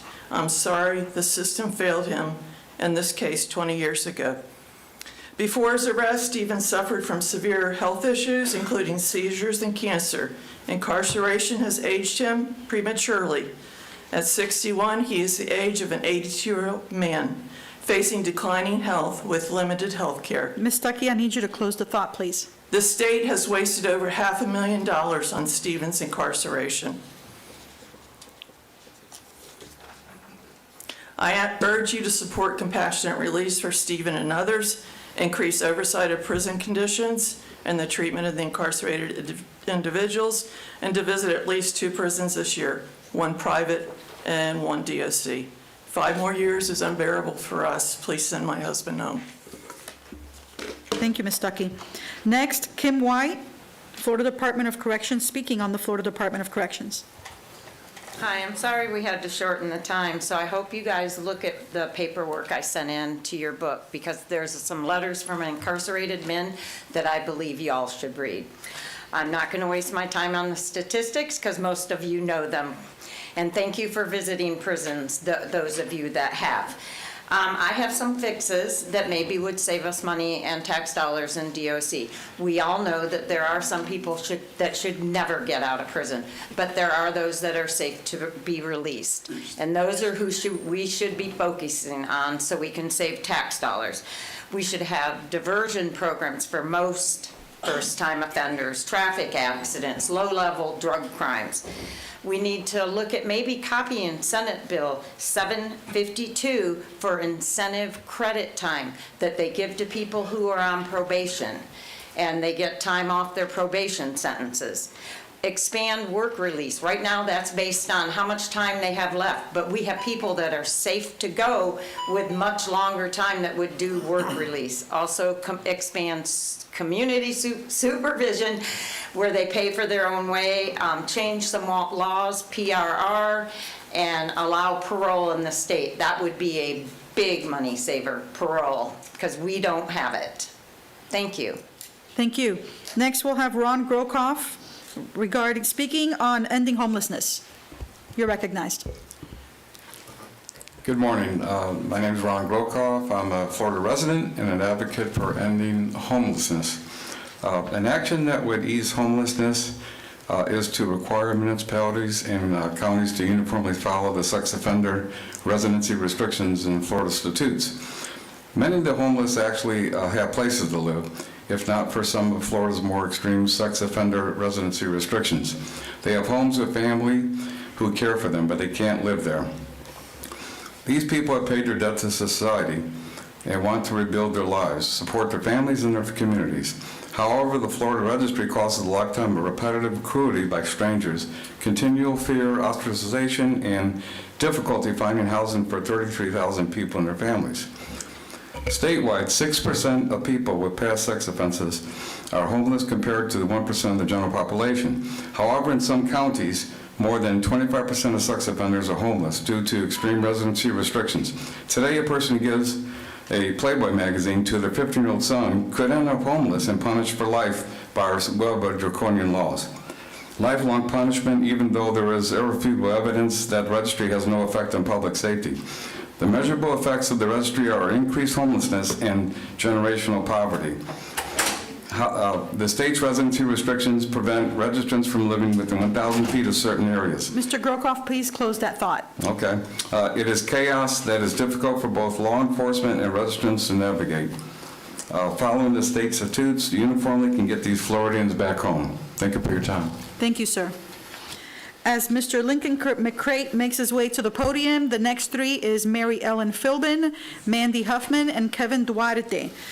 Michael Lincoln McCrate, representing Magical Self-Advocacy, you are recognized. Good evening, representatives and senators. Good to see you, Jason Broder. I remember you when we were on In Focus on the guardianship issues that we've had. Yeah. This year was a successful win for people with disabilities as we successfully passed House Bill 73 by the signing of Governor Ron DeSantis to eliminate some guardianship abuse and to let supported decision-making recognized in the state.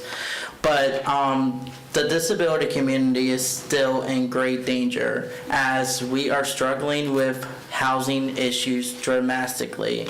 Half of people with disabilities are not able to live in the higher, in the low-income areas because most of our rents are almost $2,000. So that's way above what Social Security pays. We're also asking for training for bus drivers on the link system, as a lot of our people with disabilities has been severely mistreated on the bus system. Thank you. Thank you. Next, we have Mary Ellen Philbin of Share the Care Incorporated. You are recognized. Hello, I can do this in 1 minute. Y'all know me. My busload of caregivers comes to Tallahassee with our caregiver cabinet every year. We'll be up there again February 5th to visit all of you, to talk about how grateful caregivers are for what the legislature does to support family caregivers. We are one of the original recipients of ADI respite funding, and we serve Orange and Seminole County, providing a variety of services, and we are recognized nationally for being an innovative model. But I'm not here to talk about that. I'm here to talk about our proposal, which is for a $500,000 non-recurring capital allocation that we're asking the legislature to provide for our building, a caregiver community building, which will be on Wymore Road, really close to the Orange and Seminole County line, but we serve both counties, so it's great. There'll be access for everyone. Please recognize that proposal and support it, and I'm out of time. Thank you for coming. That I do. And Representative Smith? Yes, sir. haven't I already agreed to run that in the House? You have, but I only had a minute. Well, I wanted to make sure you weren't looking for a bill sponsor, because I'm like, that's... No, I've got you. I'm 100% on board, but I didn't want to go over because I know there are other people behind me, and it's really cold in this room. Anyone notice that? Yes. All right, get your paperwork in. We got it. Thank you. Next, we have Mandy Huffman, A Survivor's Perspective. You are recognized. She's coming. Okay.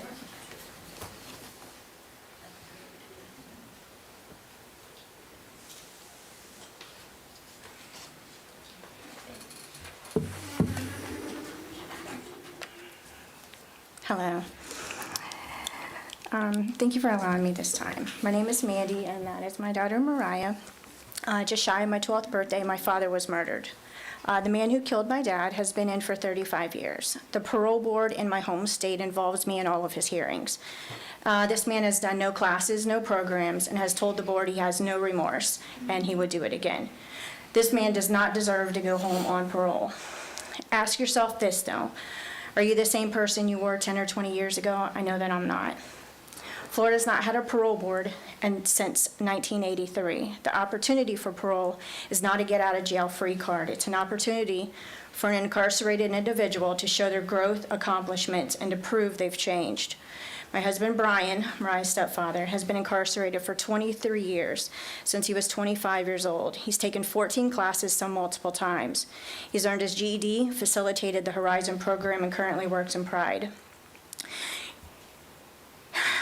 He never murdered anyone, and he didn't use a weapon. Second chances are deeply needed in this state, and parole to allow everyone the opportunity to show their progress and be fairly reviewed. It would save taxpayers thousands of dollars and actually fill job shortages. I need Thank you to for close the your time. phone. Thank you so much. I'm sorry for No, interrupting. you're okay. My Thank you. apologies. Thank you. As Kevin Duarte makes his way to the podium, the next three is Yvette Edgehill, Jackie Knight, and Anita Killen. Mr. Duarte of Poder Latinx, you are recognized. Hi, good morning. My name is Kevin Duarte. I'm the environmental organizer for Poder Latinx, and we are here to quickly discuss some bills with you in regards to our core issues. For environment, we'd like you to know we support SB 62, the Resilient Building Bill. This is a strong initiative to encourage sustainable and resilient building protocols for businesses to follow. We also, for economic, we also support the SB 76 bill, the paid leave bill. This is another fantastic bill that can support family welfare for our state employees. And for immigration justice, we voice our stance against SB 90, the DACA bill. This is a harmful piece of legislation that seeks to repeal in-state tuition waivers for undocumented students who have been attending our public schools for years, and it's wrong to deny them their chance to seek education due to changing costs specifically aimed at them. These are all the bills that I have to bring up to you today. Glad that you will allow me to speak, and we'll be seeking to set up one-on-ones for each of you to discuss more of these in detail. Thank you. Thank you. Next, we have Yvette Edgehill, Correctional versus Incarceration. You are recognized. Good morning. My name is Yvette Edgehill. I'm a Seminole County homeowner of 26 plus years. I thank you for your time and for listening to what I have to say.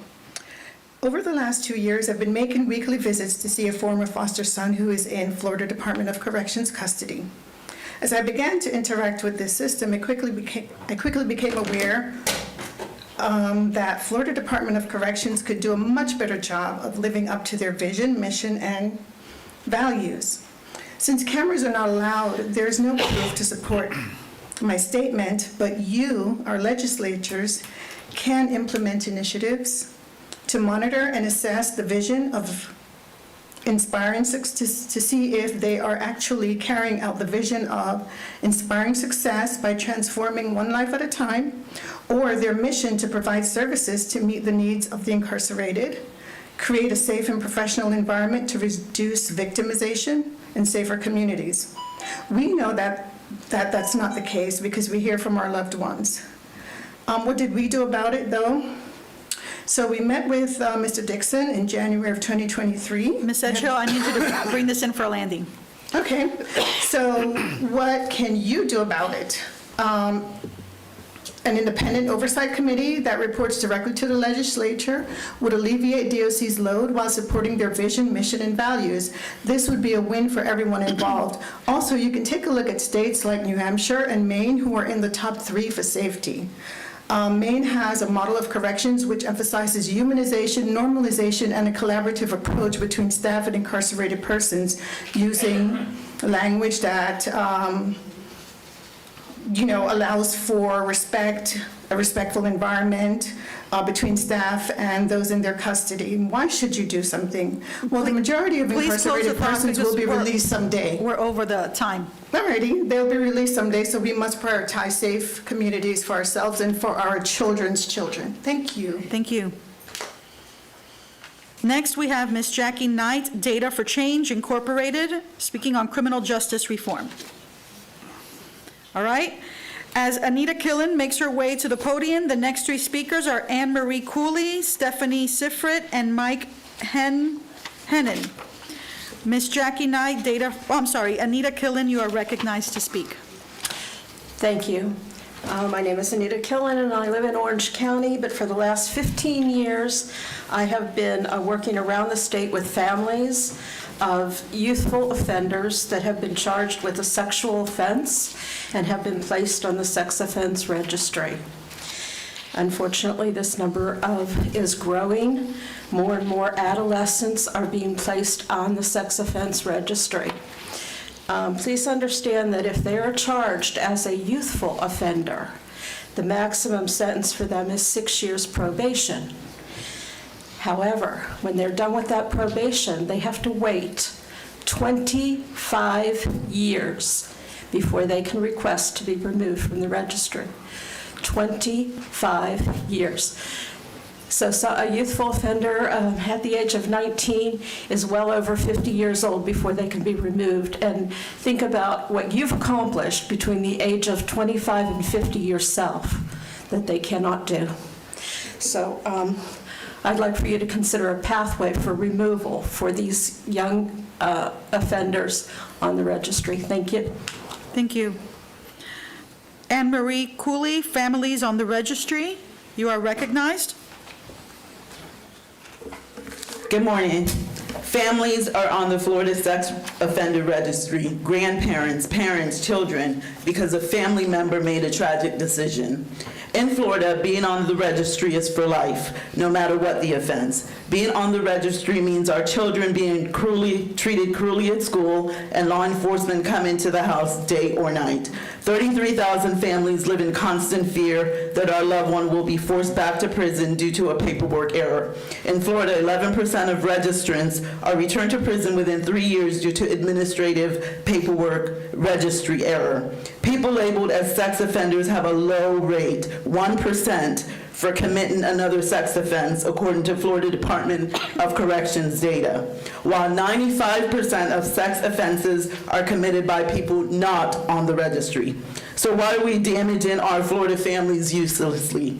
We can utilize other states' findings to rectify these damages through a functional process for removal from the registry for Floridians who haven't sexually reoffended. Thank you. Thank you. Stephanie Sifrit, Protect Florida Seniors. Next, we'll have Mike Hansen, and as he makes his way to the podium, the next 3 is Bruce Hosfield, Mayor Megan Sladek, and Connie Edson. Good morning. Thank you for your time and attention. Many veterans have left the service with PTSD, myself included, and as a result have made some poor decisions. And one example of that is what Florida would define as a sex crime. And that has caused problems for honorably discharged and retired military veterans. A Florida state agency is denying elderly veterans their nursing care simply because they are on the sexual offense registry. Also, retired military veterans on the registry in Florida are denied access to the military base medical care that they earned through more than 20 years of service simply because they are on the registry.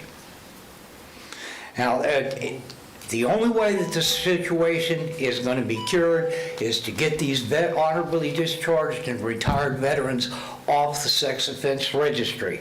We were counted as equal citizens when our country needed us to fight for it and possibly die for it. But now we're not equal. Please consider that. Thank you. Thank you. Next, we'll have Bruce Hosfield, Protecting Our Elderly. You are recognized. Good morning. My name is Bruce Hosfield, and I'm a Florida resident, and I'm asking our lawmakers to, first of all, exempt sex offender registry residency restrictions for patients in long-term care facilities, and two, remove the elderly from the sex offender registry, those who have not sexually offended, in many cases for decades. Seniors face health and physical challenges and eventually may need assisted living or nursing home care. These challenges are painfully amplified for the elderly who are on the sex offender registry. Most states provide a process, some kind of process, for removal from the registry for all but the most dangerous offenses. Not so with Florida. In Florida, every year, harsher sentences laws are passed that increasingly harm these beaten down, frightened elderly people. I have no one to help me comply with the registry if I become physically or mentally incapacitated. So that instead of spending my final days in a care facility, I fear I will be arrested on some kind of bogus registry violation, charged with multiple felonies, and hauled off to jail, where I will die. This is not fair and it's not constitutional. I'm a law-abiding citizen. Law-abiding citizens need help, not abuse. Thank you. And I'll be glad to answer any questions if you like. Thank you, sir. Next, we have Mayor of City of Oviedo, Megan Sladek. You're recognized, ma'am. Thank you so much. And I'm here speaking in my individual capacity about something that I have knowledge of, probably because I am the mayor of Oviedo. And that is that many HOAs have rules that prevent people from putting anything back on their roof except for shingles. So I'm asking you to please consider legislation that will preempt that and allow people to put stronger materials on their roofs. Thank you. Well, thank you. Next, Ms. Connie Edson, you are recognized.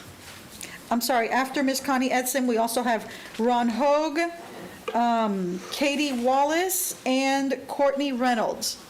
You're recognized, ma'am. Hi, good morning. I won't be as fast as that.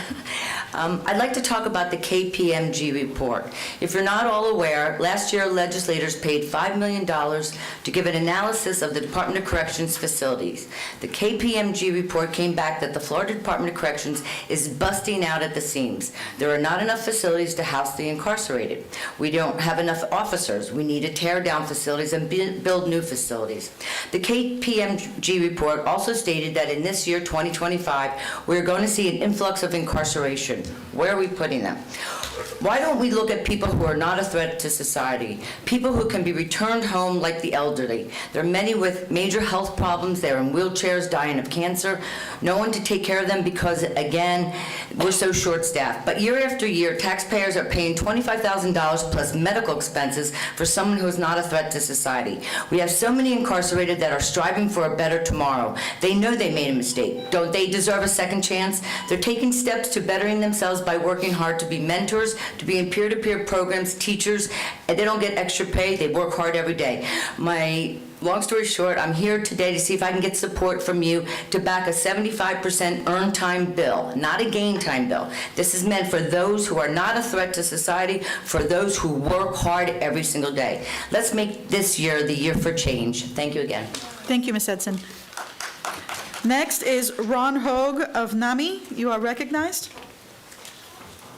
Yes, thanks for giving me this opportunity.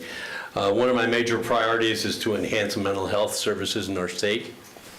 My wife and I adopted our two daughters. Our oldest, Erin, suffered from borderline personality disorder and took her own life with her boyfriend in 2015, about 10 years ago this year. My wife also recently passed, and I'm sure it's an example of the toll that family mental health issues and the associated stress can have on one's physical health. These events are what has kept me focused on making continued improvements in in our system. We have made improvements on the Baker and Marchman Acts and 988. Thank you, Senator Broder. We still need additional funding to staff those centers, however. Supportive housing is my major focus. With peer support along with mentoring with small community businesses, it would be good with somebody who was 18, Baker acted, to have some pathway there rather than on crime-ridden streets as homeless. It would only make sense financially because we're spending a lot more money. Psychiatric hospitals, the cost of being in prison, and the cost of a shelter. So, thank you. Thank you. Next, we'll have Kate Wallace of Charter Communications Spectrum. You are recognized. Hi, good late morning. Just wanted to say it's nice to see you all, and very quickly wanted just to thank all of you for your commitment to expanding broadband access across the state of Florida through the Broadband Opportunity and Infrastructure programs. And we've already started activating hundreds of Seminole County residents in areas like Geneva or Chillicothe here in Seminole County with the full suite of broadband services and phone services that Spectrum offers. And we're also looking forward to participating in the $1.1 billion BEAD program, the Broadband Equity Access and Deployment Program. I can't speak to where and how we'll apply, but of course, if there are more residents here in Seminole County that do not have broadband access or who still need a provider to come to them, we hope to expand service to them through that. And lastly, we're just asking that should you get the opportunity to support policies at the state level that will continue to expedite permitting and deployment. We've encountered challenges across the state, thankfully not here, but across the state. So thank you all for your service. Thank you. As Ms. Courtney Reynolds makes her way to the podium, the next three speakers are Gray Wilson, Bailey Palmer, and Roger Hayes. Courtney Reynolds of the Florida Bicycle Association, you are recognized. Thank you so much. I am president of the Florida Bicycle Association, and I am here today to ask for your support for hands-free cell phone use legislation in 2025. Our mission for Florida Bicycle Association is to make Florida safer for people who need to bicycle and for people who want to bicycle, a lot of whom are Seminole County residents. Safer roads in Florida is a tall bar. Every day in Florida, 9 people die on our roadways. That's not just cyclists, that's people driving, people walking, people just trying to get to work. Of those 9, that estimate 6 of them are attributed to distracted driving. And yes, there's lots of different types of distracted driving, but we do think this and using your phone while driving is particularly dangerous. We know drunk driving is dangerous. Using your phone to text is 4 times more dangerous. Using your phone to do anything makes you 4 times more likely to be involved in a crash. We hope for your support to make all of our lives safer and have a better community. Thank you. Thank you. Next is Gray Wilson, Friends of the Wekiva River Incorporated. You are recognized. Yes, thank you. We work to protect, preserve, and restore the natural functions of the Wekiva River system. 3 things real quick. They're all about water. We hope you take up the county's initiative to continue the septic to sewer initiatives that protects the water, reducing the nitrates. And that's extremely important. The other thing is we need to address the need for speed and wake reduction in the river. That's been a huge problem for the river and the tributaries. And it's unclear who's the oversight on that. And the other thing is the proposed FDEP rules to protect the springs are insufficient, and we need you folks to get on them and get them to do their job, which they haven't done for the last 10 years. That's unacceptable. Thank you. Thank you. Next, we'll have Bailey Palmer, Runway to Hope. You are recognized. Good morning. I'm honored to represent Runway to Hope, a Central Florida nonprofit organization who's dedicated to supporting families battling pediatric cancer. With support from Representative Placencia and Senator Baxley, our organization was fortunate enough to receive state appropriations funding during last session, which enabled us to expand our efforts to provide financial assistance for basic necessities, including rent and mortgage payments, utilities, groceries, and sadly, funeral expenses.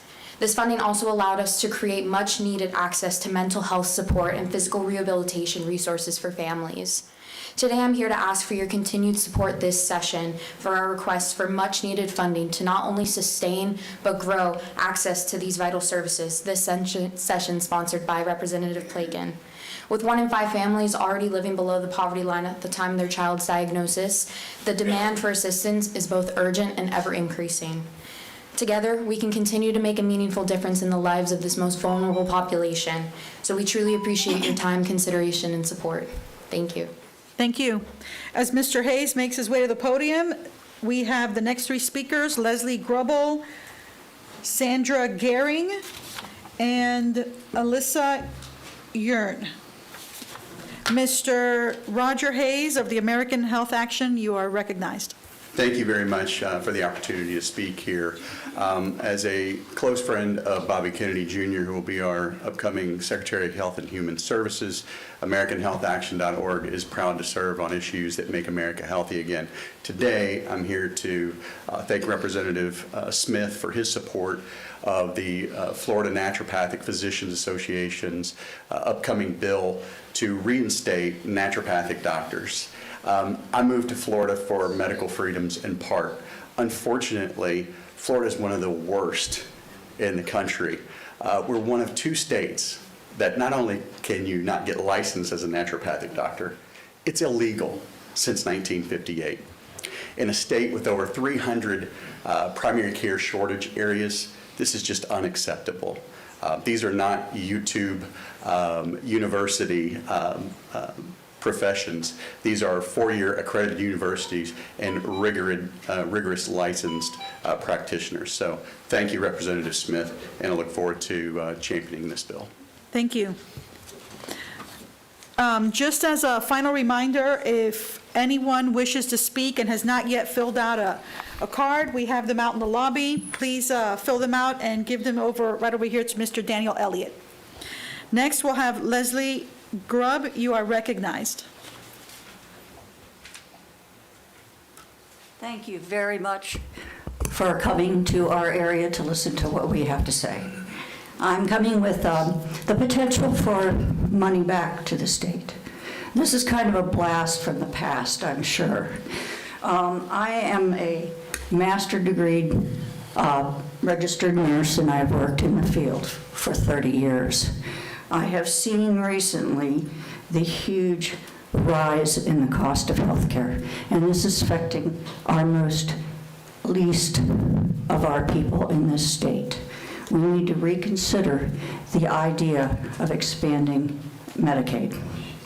Florida remains one of just 10 states that has not expanded Medicaid under the Affordable Care Act. As a result, over 1.4 million low-income Floridians are currently caught in a coverage gap, unable to qualify for Medicaid and unable to afford private health insurance. We need to make sure that every Floridian has access. Medicaid expansion would extend coverage to individuals with families of incomes up to 138% of the poverty level. As you can see from the display, it would help to have the Medicaid expansion. We would have to put money in, the federal would match it, and in the end, we would have a profit. Thank you. Thank you. Next is Sandra Gehring of Florida Cares. You are recognized. Hi. Yes, I'm a Seminole County voter, and I'm pleased to have the opportunity to speak. And it's very hard to put everything in 1 minute. There's so many issues with the Florida Department of Corrections and also much needed criminal justice reform. But today I'm here to concentrate on the unjust and unfair long-term sentencing. And I'm asking all of you to just take a deep look into the proposal to reevaluate the way that long-term sentencing. And one of the reasons I'm here is I have a loved one that was sentenced under the PRR bill, and his crime that he was guilty of carried a maximum of 15 years, but because of the PRR bill, he has a life sentence with no chance of parole under that bill. And even the judge said at his trial, I don't want to sentence him to life, but he had to because of that bill. I think everybody as human beings deserves a second chance, a second look at every long-term sentence person. It doesn't mean that they would have a free get out of jail cover all. It would take just a board to look at the sentence and the crime and the progress of the person and just give it a second look. And it would improve the conditions. Bring it in for a landing. Yes, ma'am. It would improve the conditions in the prisons also for people to have hope instead of life sentences. And I'm also here as a Christian and standing for Jesus' teachings that everybody deserves a second chance. Thank you very much. Thank you, Ms. Gehring. As Allison Yerk makes their way to the podium, the following three speakers are Joe Humphreys, Oliver Welcher, and Emery Green Jr. Allison Yerk. Okay. Next, Joe Humphreys, Friends of Wekiva River. Seeing none.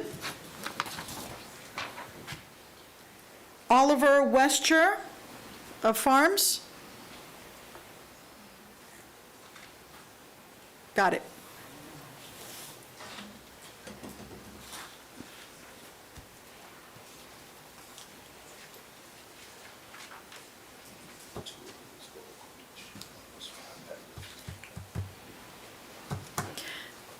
Now, because we've had some people that didn't show up, if you want to make this a minute and 30, or actually, I think we can even accommodate two. That'd be great. I'm going to defer first to Emery Green.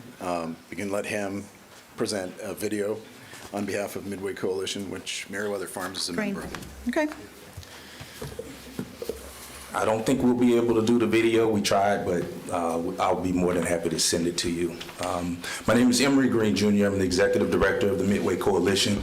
Many of you have had a chance to meet in person. I'd first like to say thank you to each of you for the resiliency funds that helped to address the stormwater package that's happening right now in Midway.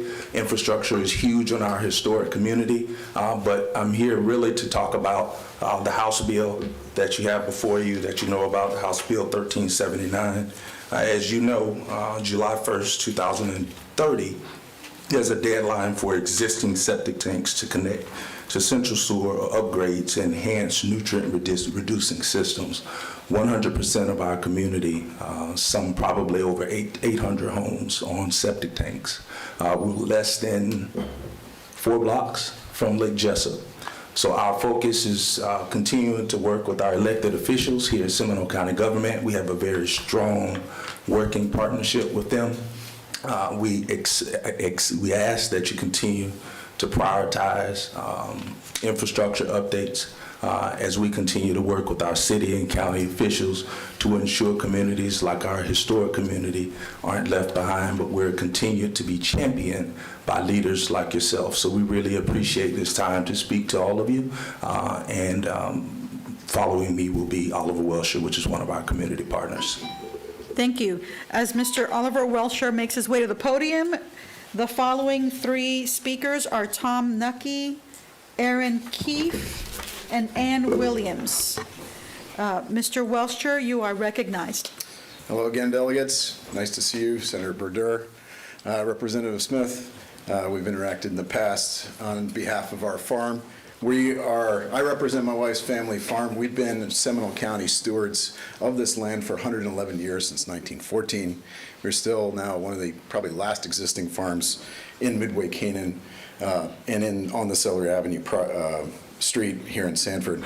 I'd like to thank the delegates for their continued support to Midway Canaan's stormwater system, which is progressing a little slower than I would like. But under House Bill 1379, and I've asked this before in the past from Seminole County Commission, who've partnered with us, why couldn't we add in the forced main sewer to get all of our residents off of septic? That would help decrease not only flooding, but contaminated and a health issue flooding that we have in our community, including we're downhill from Midway Canaan. Secondly, representing the ag interests in this area, I would love to see that more of this bill's allotments for state conservation be targeted here in this county. And if so, what can we in the agricultural community do to help facilitate that? With the high influx of new residents in this area, there's also a big stress in the infrastructure. We need a new school out here, probably multiple. We need a Midway Community Sports Medical Center, vocational training. I'd love to see, and I've emailed with Senator Berger's office, an agricultural museum to document that this community was built on agriculture well before anything else. So in closing, I would also propose that there be a freeze of rezoning any agricultural lands right now, because one of the crises we have in the state is, of course, the rising insurance costs. A lot of the land that's being developed and converted from ag or rural or forest is now flooding. There's a big stress on a lot of the insured now new developments, whether or not we'll get insurance. And if we continue to blindly keep building on these lands without studying it, we are going to end up in a worse insurance crisis. So thank you for your time and your support. Thank you. Next, Tom Nucky for pedestrian bicycle safety. You are recognized. My name is Joe Humphreys, and I'm with Friends of Wekiva, so somehow I got kind of lost in... Friends of Wekiva, let's see, you're in here somewhere, I'm sure, but Yeah, go ahead, you are recognized. Anyway, well, my name is Joe Humphreys. I'm with Friends of Wekiva. You heard from Gray Wilson earlier. As we know, the Wekiva and all of its tributaries are a major economic driver of this area. The East Central Florida Regional Planning Council in spring of '23 did an economic report on that and the potential loss of revenue from that. It contributes to jobs, $50 million in sales, $19 million of personal income, over $30 million contributed to GDP in this area. As somebody who hunts in this area, fishes in this area, kayaks in this area, I can tell you that the degradation continues. And as an organization, we're in the process of building a $100,000 facility at Katie's Landing for use, which will then be dedicated back to the state.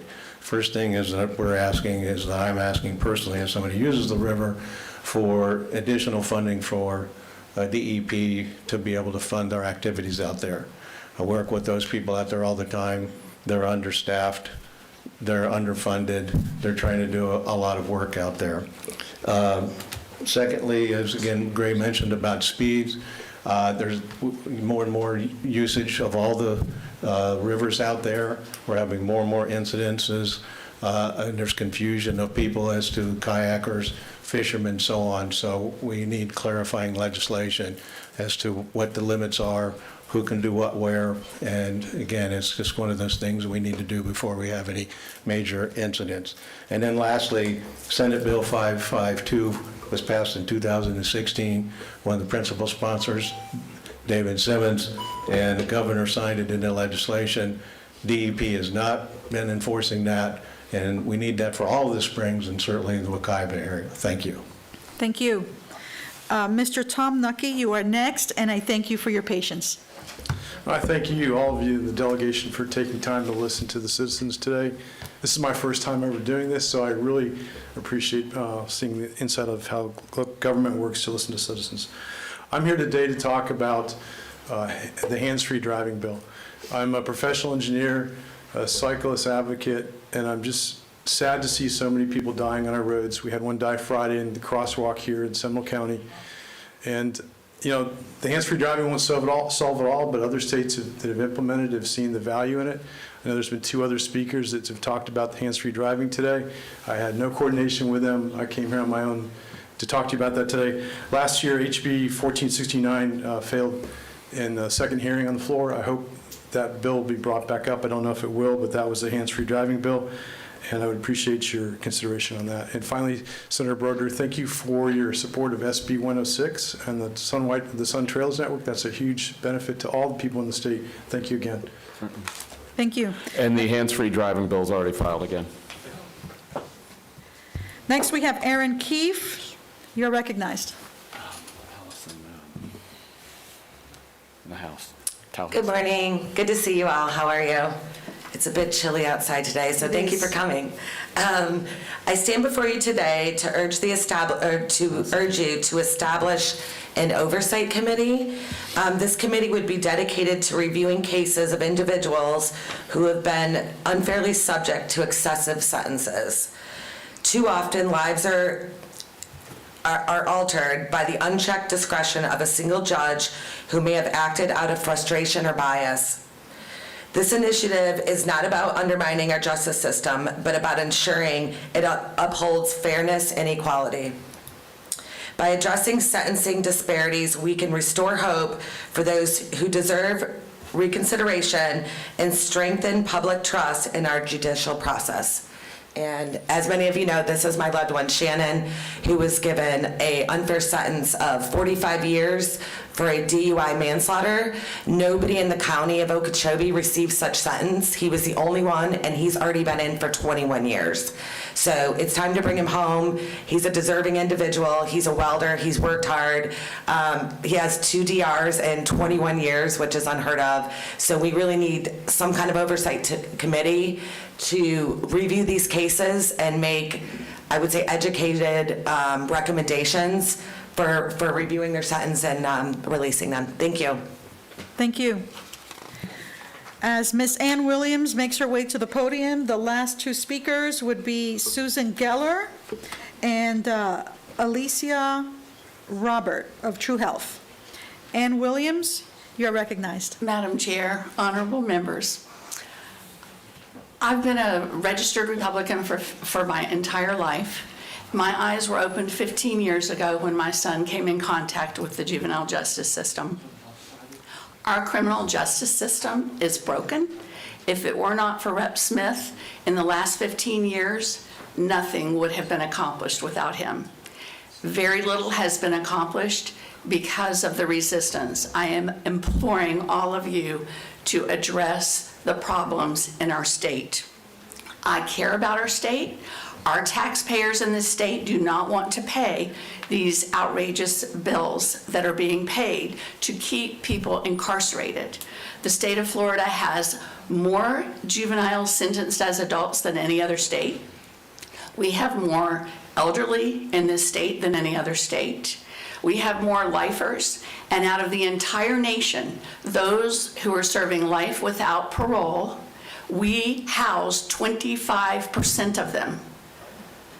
The state of Florida, Floridians are paying this. There are many deserving people who should be out of prison. And I'll just give you one dichotomy. Why is James Flanders, a 46-year-old minister who squeezed the life out of the mother of his baby and buried her under the ground and was not found for 4 years, he will serve less than 15 years in this state. We have juveniles serving 20, 30, 40, 50 years. We have a retired military veteran, Mark Jones, who was highlighted in the Frontline edition on TV, a documentary, because he is sentenced to life under the repeat offender law for very small infractions. He never hurt anyone. He is serving life, and another man who committed the worst act, the most heinous act, is getting out in less than 15 years. Thank you. Please help the state. Thank you, Ms. Williams. Next, we'll have Susan Geller, Reducing Crime. You are recognized. Hi, my name is Susan Geller. That's a tough act to follow. The Sex Offender Registry was created in 1994 to track people accused of rape and murder of young children. Since then, Florida has generated 52 sex offender laws. As you've previously heard, 11% of Florida's sex offenders are back in prison within 3 years, not for any act involving sex, but rather an administrative paperwork. You've also just heard that the prisons are understaffed and overpopulated, saving taxpayer money. What can be done? Sending people to prison for these paperwork errors is useless and wasteful.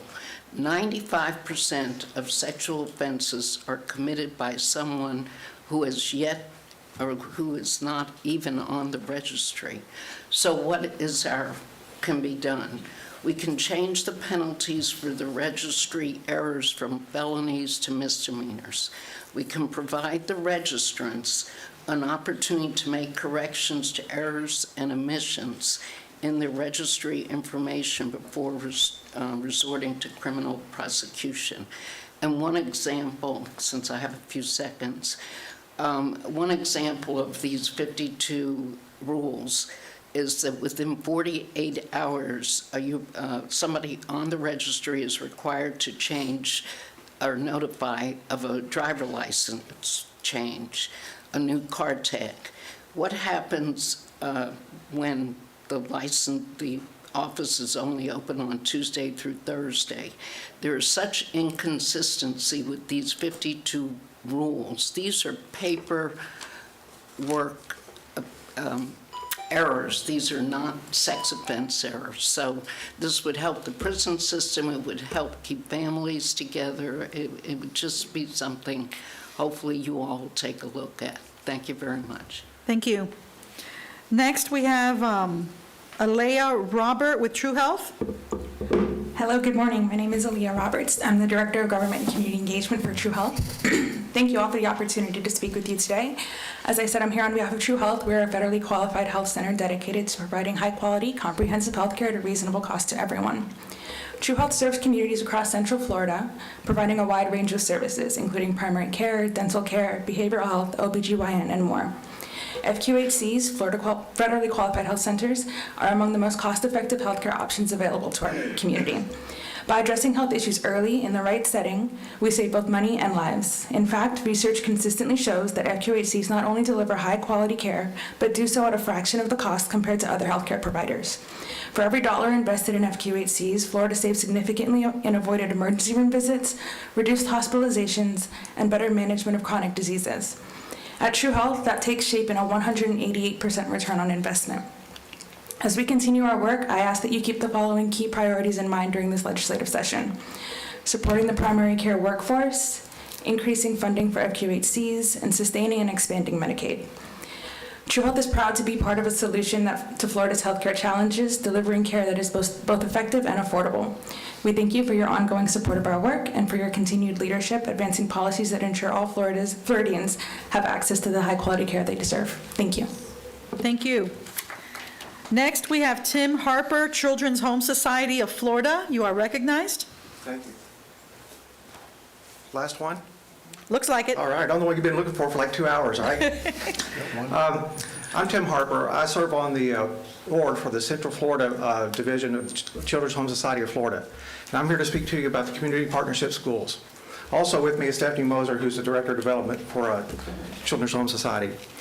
First of all, we want to thank you for the appropriations last year. With that, we were able to expand the Community Partnership Program to a total of 50 schools across the state. 7 of them were actually added in November. And in case you don't recall what the Community Partnership Program is, it's a program that pulls together 4 core partners: the local school district, like Seminole County or Orange County, a nonprofit such as the Children's Home Society, a healthcare provider, and a local college or university. And these 4 groups, they make a 25-year commitment to be involved in these community partnership schools. Now, the results that we've seen from it is that it's actually delivered positive impacts, just higher test scores, less disciplinary referrals, greater teacher retention, and stronger parent involvement. And some specifics along those lines is in Eccleston Elementary, the teacher retention has gone from 34% up to 67%. At Weiss Elementary in Pensacola, the disciplinary referrals went from 425 in 2017 down to 26 in 2021. And then at Evans High School, which that's the flagship program, the first one that was ever launched, The graduation rates went from 64% to 99%. So there are real results from these partnership schools. And when we come into Tallahassee here for the 2025 session, we're going to be looking to get renewal on the funding, but also expand it to add even more schools to the program throughout the state. Thank you for your consideration. Thank you. So are there any more speaker request forms? Daniel, Elliott, did anyone else turn anything in? No more requests, Madam Chair. Okay, thank you. Seeing none, are there any final remarks from delegation members? All right. I'll close this up real quick. Go for it. Just to let everybody know, these delegation meetings are fun, but they're kind of an anachronistic holdover from before the internet. We're available all the time. You don't have to wait for this meeting to come talk to us. So thanks for being here, and we'll see you guys whenever you decide to contact us again. Excellent. Well, thank you. Thank you, everyone, for taking the time to address the delegation. Representative Smith? No, thank you. Good, let everybody go. No worries. With that, the meeting is hereby adjourned at 11:59. How are you?